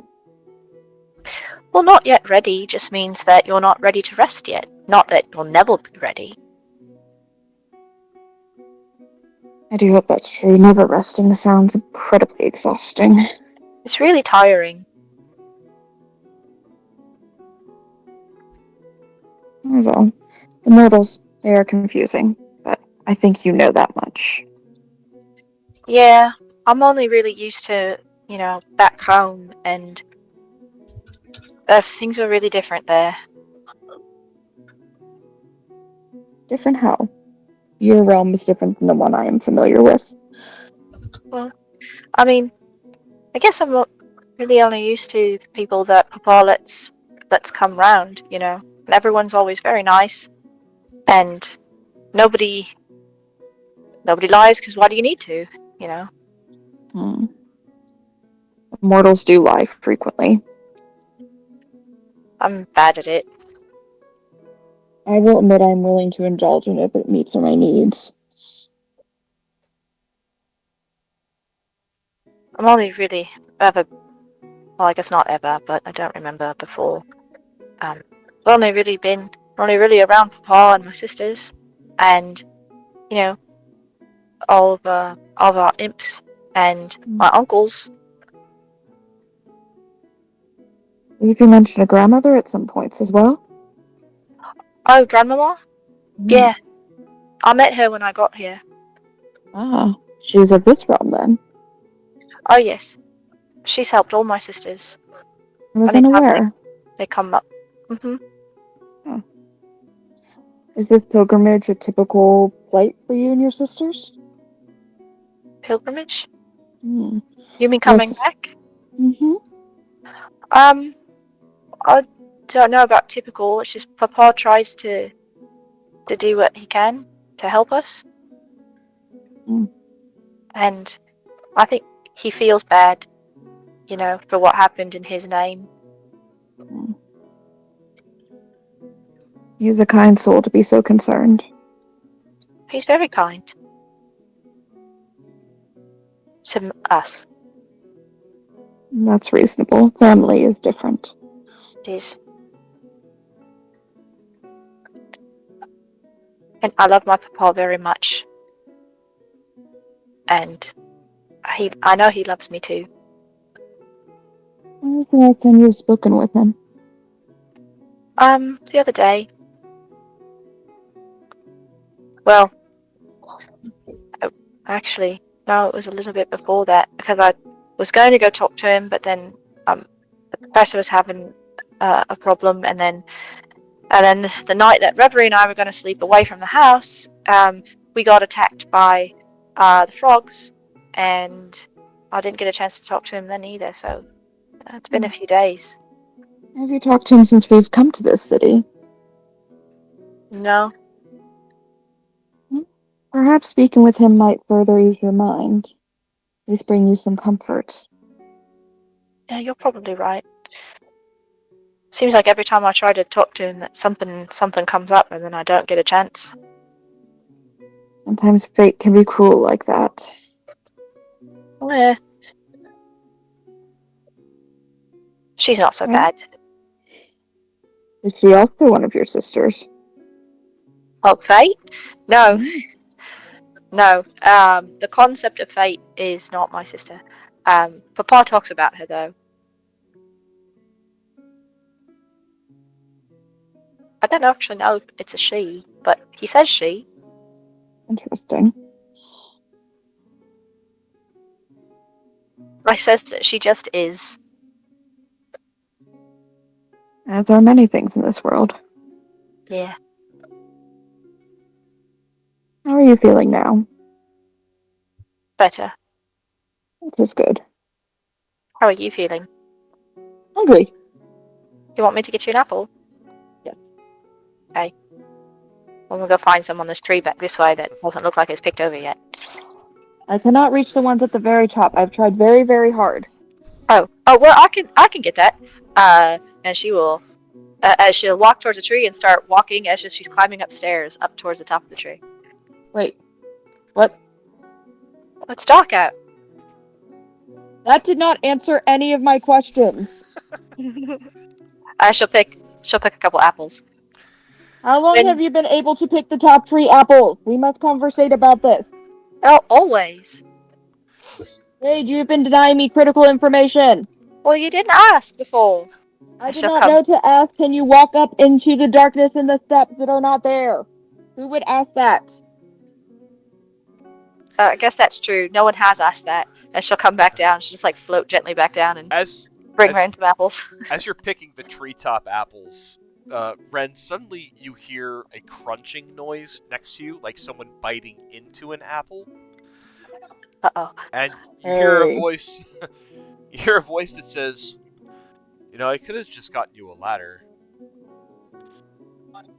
Ladders should not work well with my 4 legs. Who are you? As you look over, you see a young woman. She has pale skin, dark hair, dressed all in black, black gloves, black makeup. She has a ruby red apple in her hand, and she is biting into it. She looks at you. She looks a little bit like this. Okay, first of all, she's cute. Because she's so cute! Everyone in Tremonto is hot. Everyone in Tremonto is hot. Ren is going to study her intently.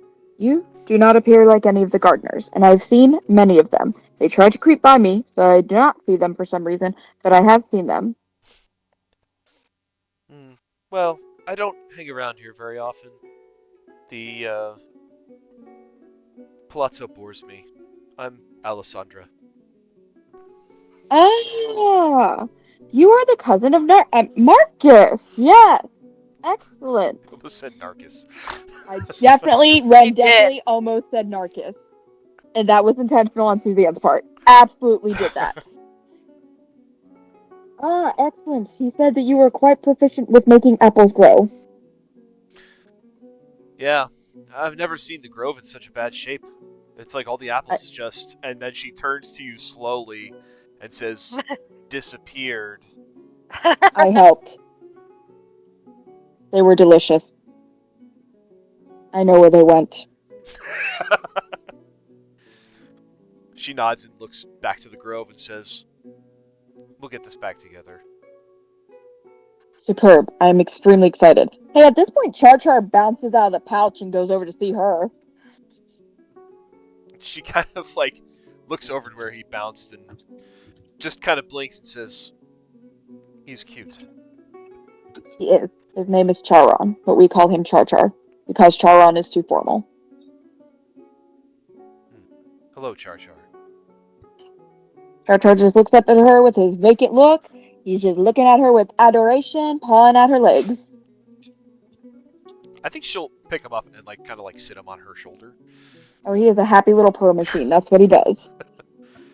And she looks up at Jade, who's just kind of like treating the air as steps. And she says, "I've never seen that before." That's just what I was saying.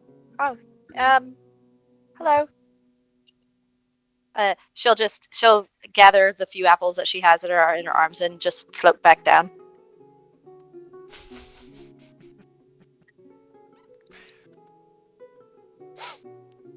How did you do that? Oh, it's a gift from my papa. My papa only tries to give me ponies. Oh, then do you like? And she looks at Ren, and then back at her, and then back at Ren, and then back at her. Does your family like ponies? I do not feel comfortable with the way you were looking at me there.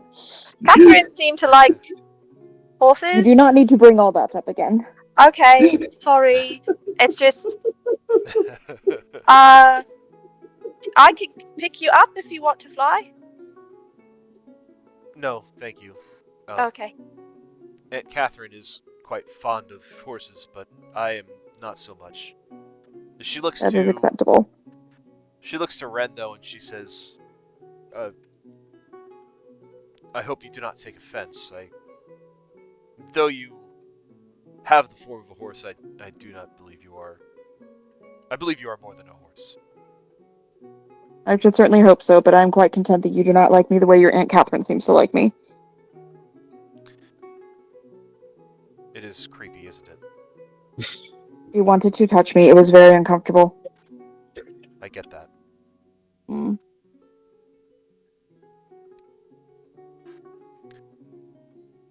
The orchard will be back in tip-top shape for the wedding.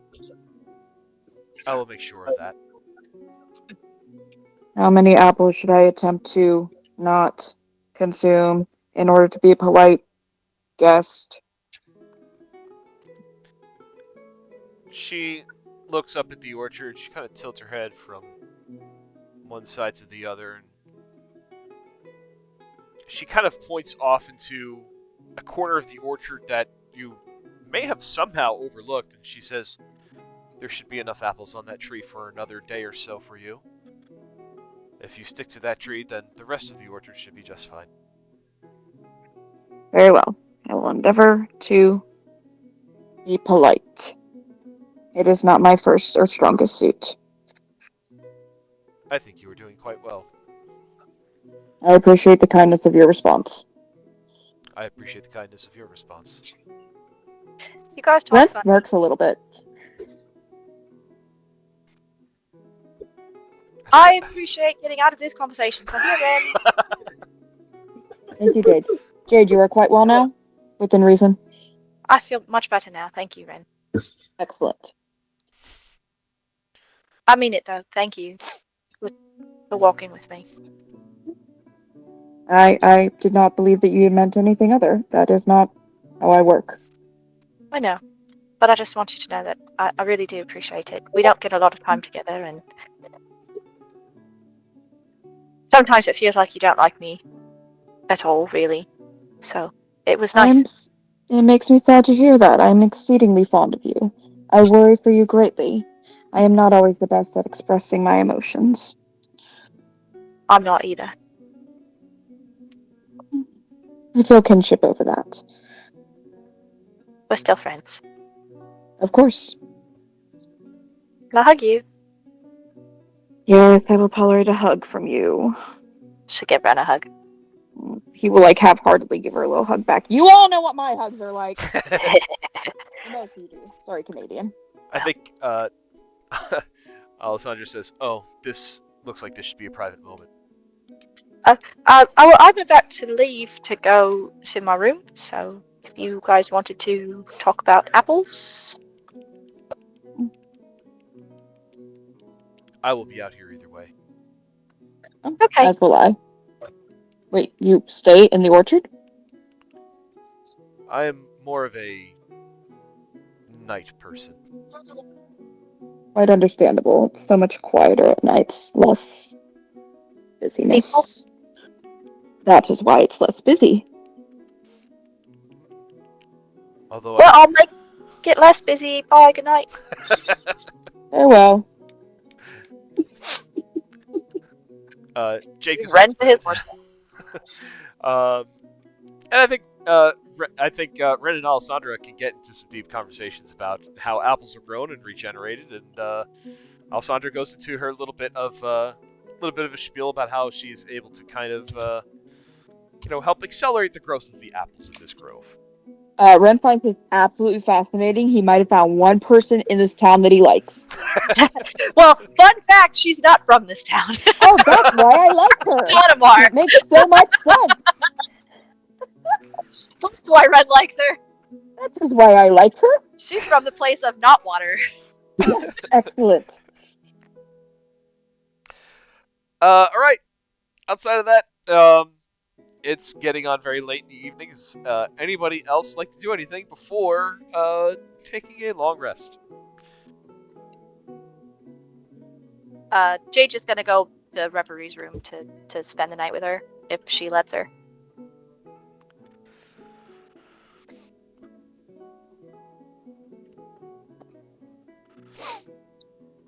The first Miles? sign that the marble is turning Reverie evil. She's like, "No, Jade, you can't stay at my room."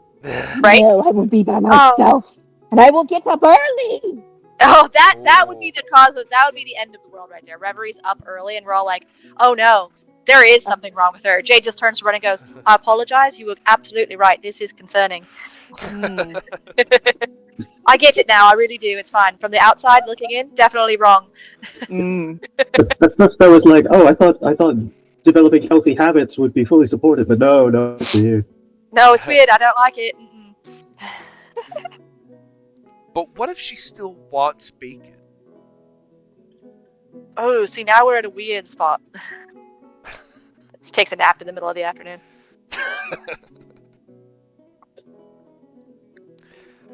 All right. Well, unless anything you guys want to do, then I would say long rest. Morning comes. Nothing keeping you from getting a nice, long, rested recovery. Alessandra winds up going to bed somewhere before dawn. And Palazzo Goldwater starts to come to life with the house staff beginning to prep everything for the day, making sure everything is cleaned, making sure that there's fresh fruit juices and all sorts of nice little goodies for breakfast. Professor on the Corvus, you wake up, the sun rises, you were able to remove another point of exhaustion.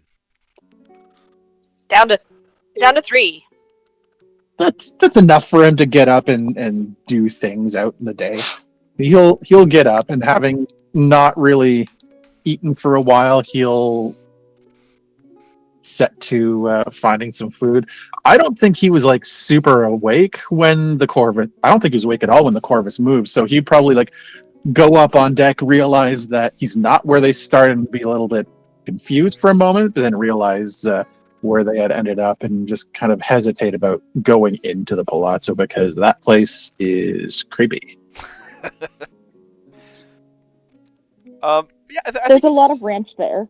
There's a lot of ranch. They haven't pulled out. Yeah, and he also can't use magic inside, and I'm a wizard. I can make my own ranch. I have a flask that magically makes all the ranch I want. Oh, that's true. You do. You do. I was curious if you had to start drinking from that when you were hungry. Oh, Ranch is not a foodstuff. Ranch is an enhancement mean. It's like the body glitter of food. Ren does not understand any of this. my gosh.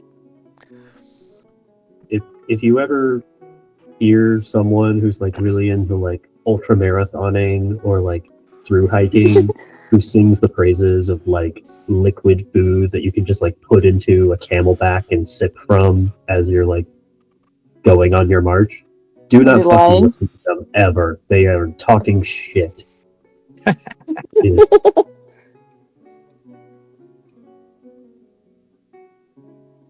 I learned so much in this game, guys. I really do. It's so much fun. it is about 50% of us fucking around by volume. More or less. It really is, and honestly, that's undercutting it a bit. But yeah, Professor entering the palazzo. The house is abuzz. The house workers are all. Everybody's doing their thing. You notice a conspicuous lack of Alistair being here. And I think I would say, unless anyone is delaying or doesn't want to come down, I think you would all kind of congregate where eventually the food winds up being. Food. Yeah, the breakfast nook. The breakfast nook. No, now this is in the breakfast room. Yeah, Ren could not. Why fit is in the there breakfast food nook in he's every out. nook and room? Why are you complaining? It sounds exactly like your type of place. Because that one has muffins, but that one has bacon, and neither of them have bacon muffins, and this is a horrible place to be. You seem like you have enough energy to complain. I suppose you have enough energy to go get your bacon and your muffins and put them together. Do you have any idea where we are? We're guests at the Palazzo Goldwater. I shouldn't have to do anything myself. I pointed out to see you last night. They had a whole decanter of ranch prepared. Very fancy. Don't trust it. I think. Have you finally learned? They already knew how to make the ranch. They've made the ranch. Where did they get the recipe from? No one knows. Probably from that ranch monster. That ranch monster was a bloody piece of art.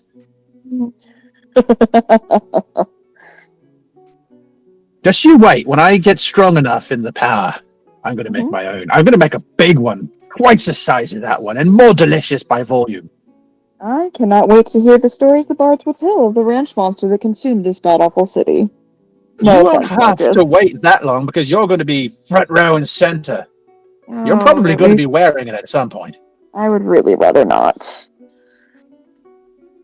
But to like a ranch version of Stay Puft Marshmallow Man. Ah, shit, I just gave Joe an idea.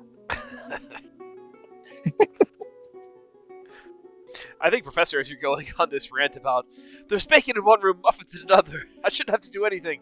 There is like actively like someone of the house staff like breaking up like bacon and like stuffing it into like a muffin. You are making them feel bad. I'm not making them feel bad. I'm giving them a reason to work. I feel like they have plenty of reasons to work in this oversized house.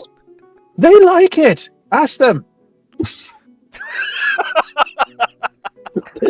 They all seem very into their jobs, really into their careers right now. And I mean, this is their career. It's just like asking you, like, do you like eating apples? Well, of course you like eating apples. You're always doing it. It's not a chore. If someone says, hey, Ren, would you like to eat an apple? You're like, oh, man, I'm really, really tired today. I don't think I'm going to eat an apple. You always eat an apple because it's your passion. I believe that is a false equivalence. You're a false equivalent. Get me my bacon. No, thank you. Not when you were taking that tone. You are very cranky when you wake up from a 16-hour nap. I think it's because everything is everywhere that isn't here. One of the housemaids approaches you, Professor, with in the full get up, the full gear, like white glove, offers you a tiny plate that's got like a bacon or got a muffin with some like bacon like stuck into it, some more on the side. And he says, she says, I'm sorry, sir. I hope this is to your liking. He, much like when someone important comes to the table, as the bacon approaches the table, he stands to allow the bacon to be set down, and he sort of bows his head and says, "Thank you." My pleasure. She gives you a little curtsy and like scurries off. Oh, you were just grouchy with me. I see how this is. Oh, don't take that tone with me. You built a career out of being grouchy with me. I have. That is why it seems unnecessary for you to return the favor at this point. Throws off our entire best friend vibe. Sharing is caring, and I wanted to try it out. You make it look so fun. Fun. That's exactly the word you used to describe me. Well, look at you, got the glowing eyes, and you look like a person. All the best parts of a person with a skull face and a horse. And now that I've actually got to go for the horsey ride, I can absolutely attest that you are every bit as fun as you look. Ren will eye him seriously and then steal a piece of bacon. He slaps it out of her hand and stuffs it in his mouth. Get your own. No, I find this to be much more fun, and as we've established, I am now fun. Don't make me freeze you in a bubble of time. Would that mean that I wouldn't have to deal with your antics for some time? That No, might be you would enjoyable. be stuck with me, and there's nothing you could do about it. Oh, how different from my current situation. Oh no.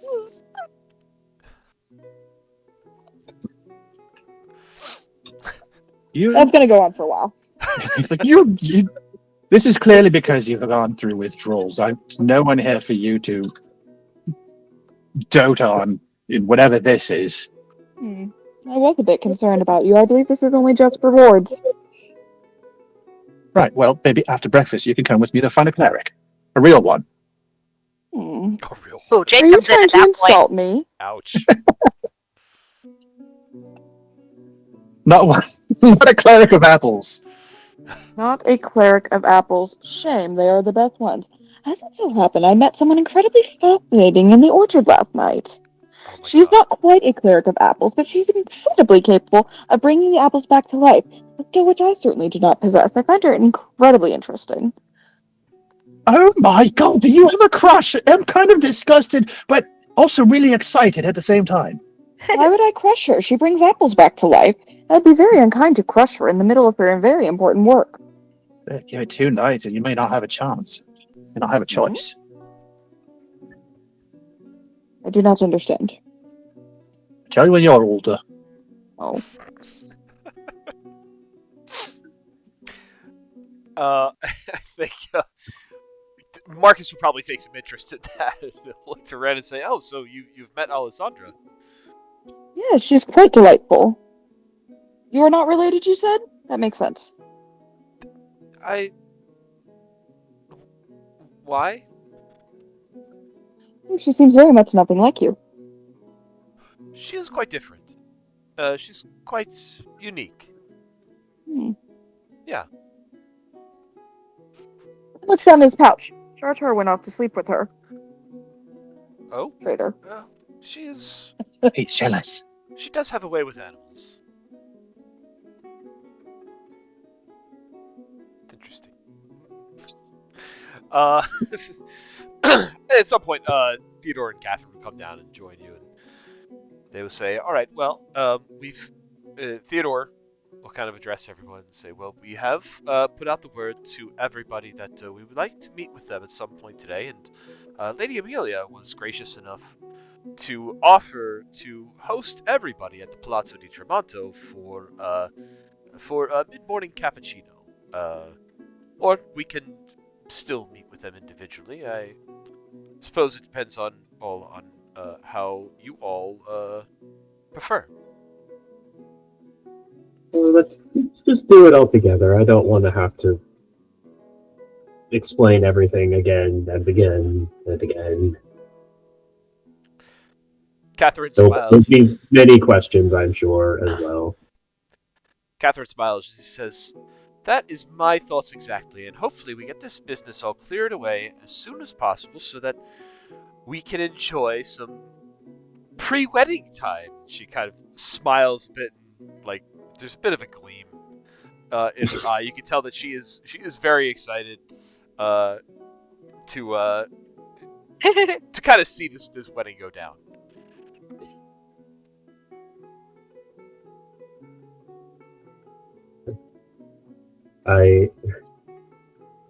Naruto making a mental note, wondering if Catherine didn't like come up and like try to take Naruto dress shopping or anything, so maybe it's just the event she's excited for. Hopefully. Oh, we will be having a bachelor party for Noriko and a bachelorette party for Marcus. Bachelors parties. We are? Oh, isn't that tradition? Aren't you supposed to? Marcus kind of grins a bit, and you see him scratch the back of his head, and he goes, well, some of my friends at Tupac did say they wanted to take me out tomorrow night before the big day.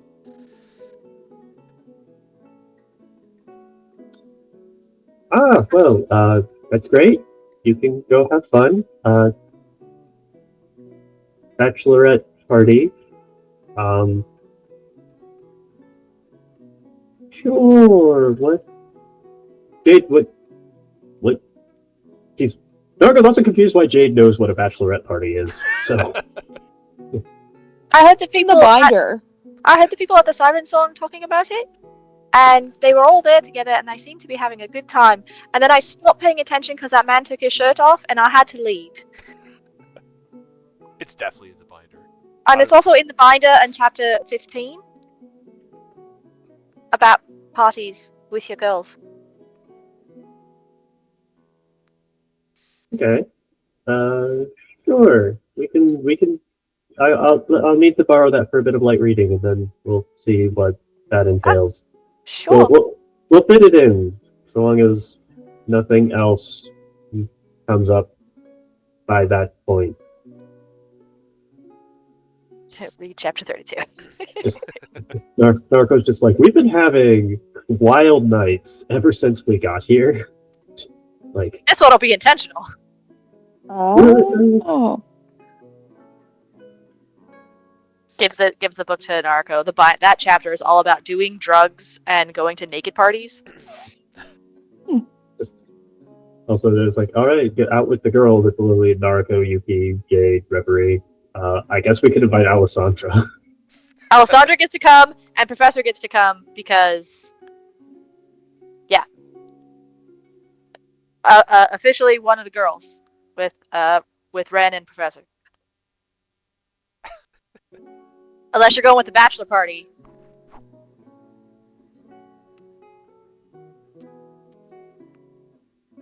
Is this asking him in character?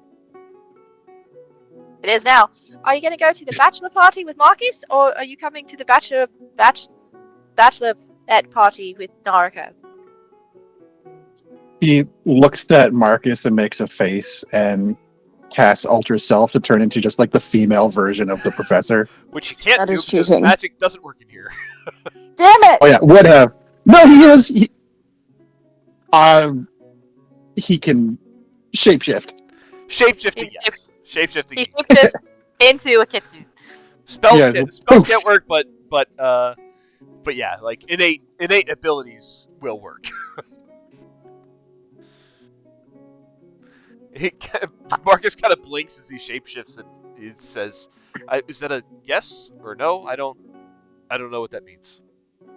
Well, you probably wouldn't know what it meant if you said it anyway. I mean, you're welcome to join us, Professor, and you too, Ren. I think they don't have anything crazy planned. We're probably just gonna go to the Gilded Oasis and get a private room and just some drinks and some music, and that's probably. Naked ladies? I don't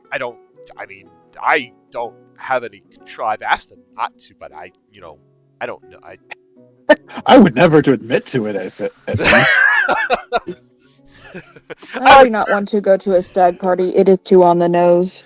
I would certainly never admit it out loud. Not when your girlfriend has guns right beside you. Not at the breakfast table with my fiance and my parents, both present. Ren's Catherine, going to the did you have bachelorette that- party. Catherine, Is did you there have like a bachelorette party? neither of the above options? You could just stay at the orchard.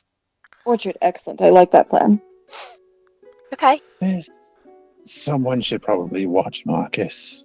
He'll just turn back to his regular professor version. Like, I'll go see the naked ladies with Marcus and his friends. I mean, I don't want you to feel obligated, Professor. Marcus says. I don't think he wants you there, Professor. No, that's not it at all. I mean, he's welcome, of course, but I don't. I do not want me there. You're, Actually, you know what? This might be good. This might be good, Marcus. I mean, I will come with you, but we need to stop off at the church. You need to come with me. You've got the deep pockets. at the church. To repent for the things you're about to do. No, I'm just kidding. I need the greater restoration. I need to get rid of this. He like pulls on his face to pull down like the bags under his eyes. Ooh. Ah, yes. Oh, yeah, right. That. Yeah. Yeah. Everyone knows that miracles aren't free, and I don't have that kind of coin. Especially not at the Temple of Joaquin. Yeah, we can.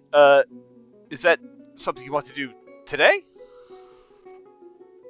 I mean, Probably, yeah, yeah. We can practice being friends, besties.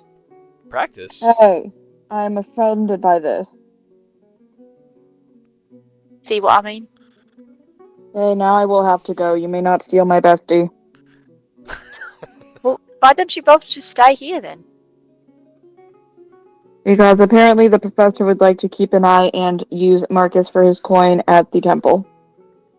Don't need you to help me get healing at the temple. I just suggested it because the binder says that the boys usually go together and the girls usually go together to do their own separate parties.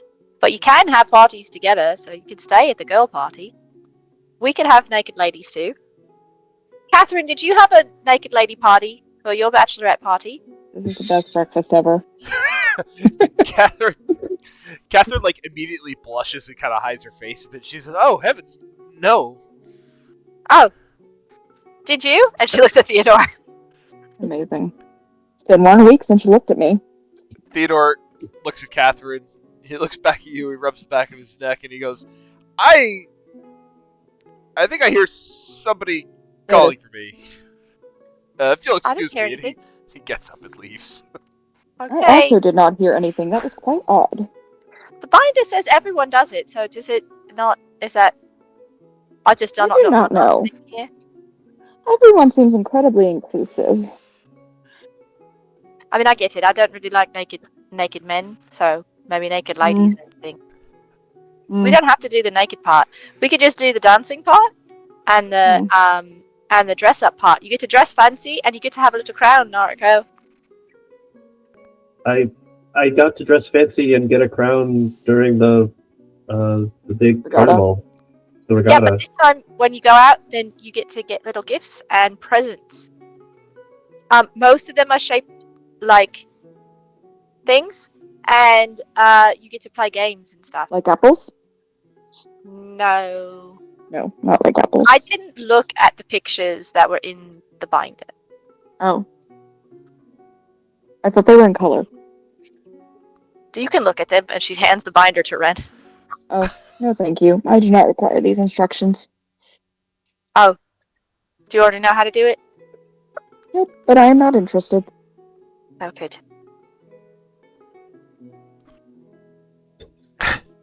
So with that, plans are being made. There is a meeting that will happen this morning at Palazzo di Tremonto with Lady Amelia. We'll be getting the families together, and we'll have ourselves a good old-fashioned interrogation.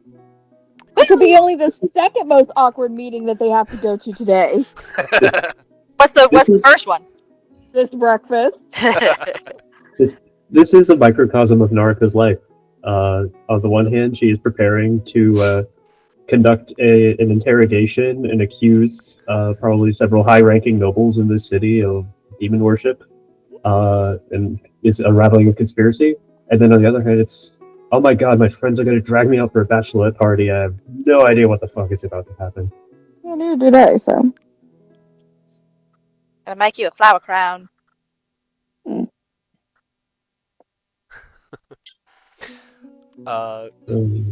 With that, it's 11 o'clock, and it feels like a good time to stop for the evening. Seems reasonable. Yeah. That was a good one. That was fun. Oh, That was a good time. And we gotta change the date. I will take nominations for inspiration this evening. Ren. Ah, Ren Initiate and Jade. Professor. I did like the Ren meeting the second Ren. Yes. It was very fun. Ren That got seems to very meet nice. the human version of Ren. That was a good time. He seems very nice. He is quite So we're fond of her. shipping Ren and Alessandra. Now we need to find someone to ship Reverie with. Jade. Yeah. Well, from the town.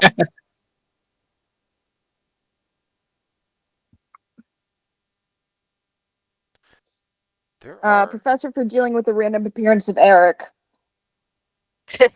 I was barely dealing with what are you doing here? Aren't you someone else's Yeah. problem now? Huh. The whole fucking mood. Right back to sleep. Just like, why are you talking to me? And at which point Eric was like, yeah, why am I talking to you? Just- Eric's point was just like, I'm here to gloat. Also, Yeah. how did you give up power? I don't understand why you would do that. That Yeah, seems he does weird. not get that. It's fine. Checks. Wizard's more useful. That word useful. I don't like the word useful in that context. at Yeah, all. this context, that's terrified. I don't like it. You're all worried about Jade, and Reverie's over here with just Vaxus in at her fingertips. More in her brain, that's the concern. No, Vaxus is in my pocket. It's fine. Oh, yeah, that's great. So different when he's separated by that one thin piece of material. No, maybe we ship Reverie with Vaxus. She can change him. She can fix him.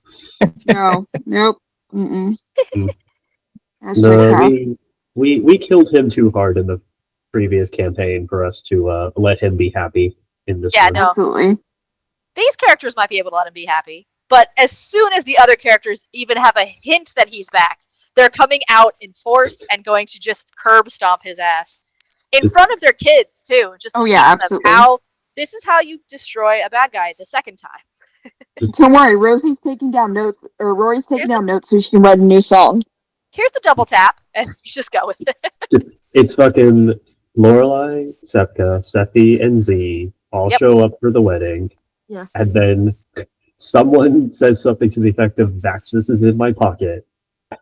And then you just see a whole bunch of like 9th level spells go off.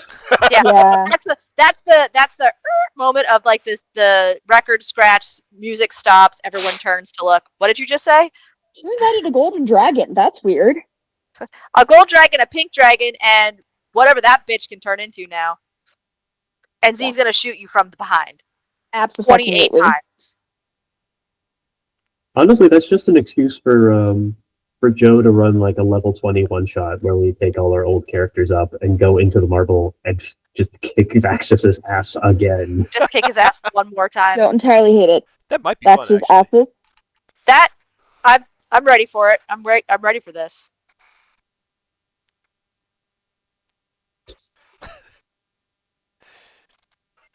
I still have so much to set up for this game.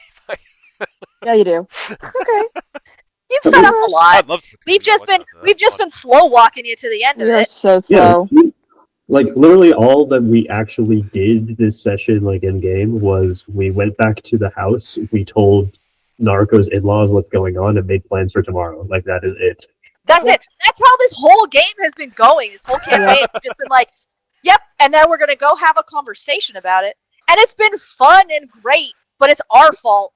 Because we could have just, and this is with Neville being like, to keep it brief, here's how it worked.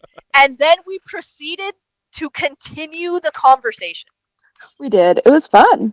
It was good. I'm really glad that Ren and Jade got a moment together. That was cute. I like that a lot. Me too. Yeah, you know what? I'm gonna nominate Jade and Ren for tonight because that That scene was great. It was a good scene, especially when Alessandra just showed up. She's just like, I could have just gotten you a ladder.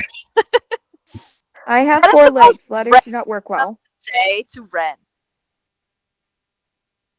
Wait, what was that? Alessandra just being like, I could have just gotten you a ladder. As just a most Ren-ism thing to say. Like, Yeah. use magic for something you didn't require magic for.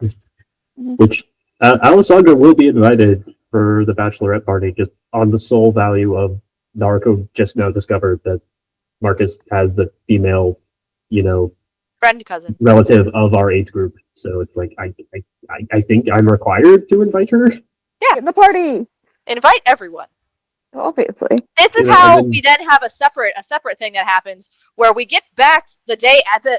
We don't even get to have the bachelorette party. We all wake up after the bachelorette party, and that particular session is about find out what you did at the bachelorette party. Let's absolutely do a hangover episode. Let's go. I'm We're all down. drunk. Everyone's in different clothes. Someone is missing, and we have to go find them. And it just turns out they've been sitting at a siren song this whole time. How they got there, nobody knows. Oh, so funny. Alessandra's the one who's missing. She's up in a tree the whole time. No, I think it's funnier if Naruto is the one who's missing, because then it's like, oh shit, we lost the bride before her wedding. Oh no. We have one day to retrieve her. Where could she be? She's in the cannon workshop. Gosh, it'd be so funny. And then that just lets Joe put absurd, crazy things that we've done the whole time. We just have to go, yep, that's what happened. That sounds like something we did. That's how it happened. That also sounds like something we did. Mm-hmm.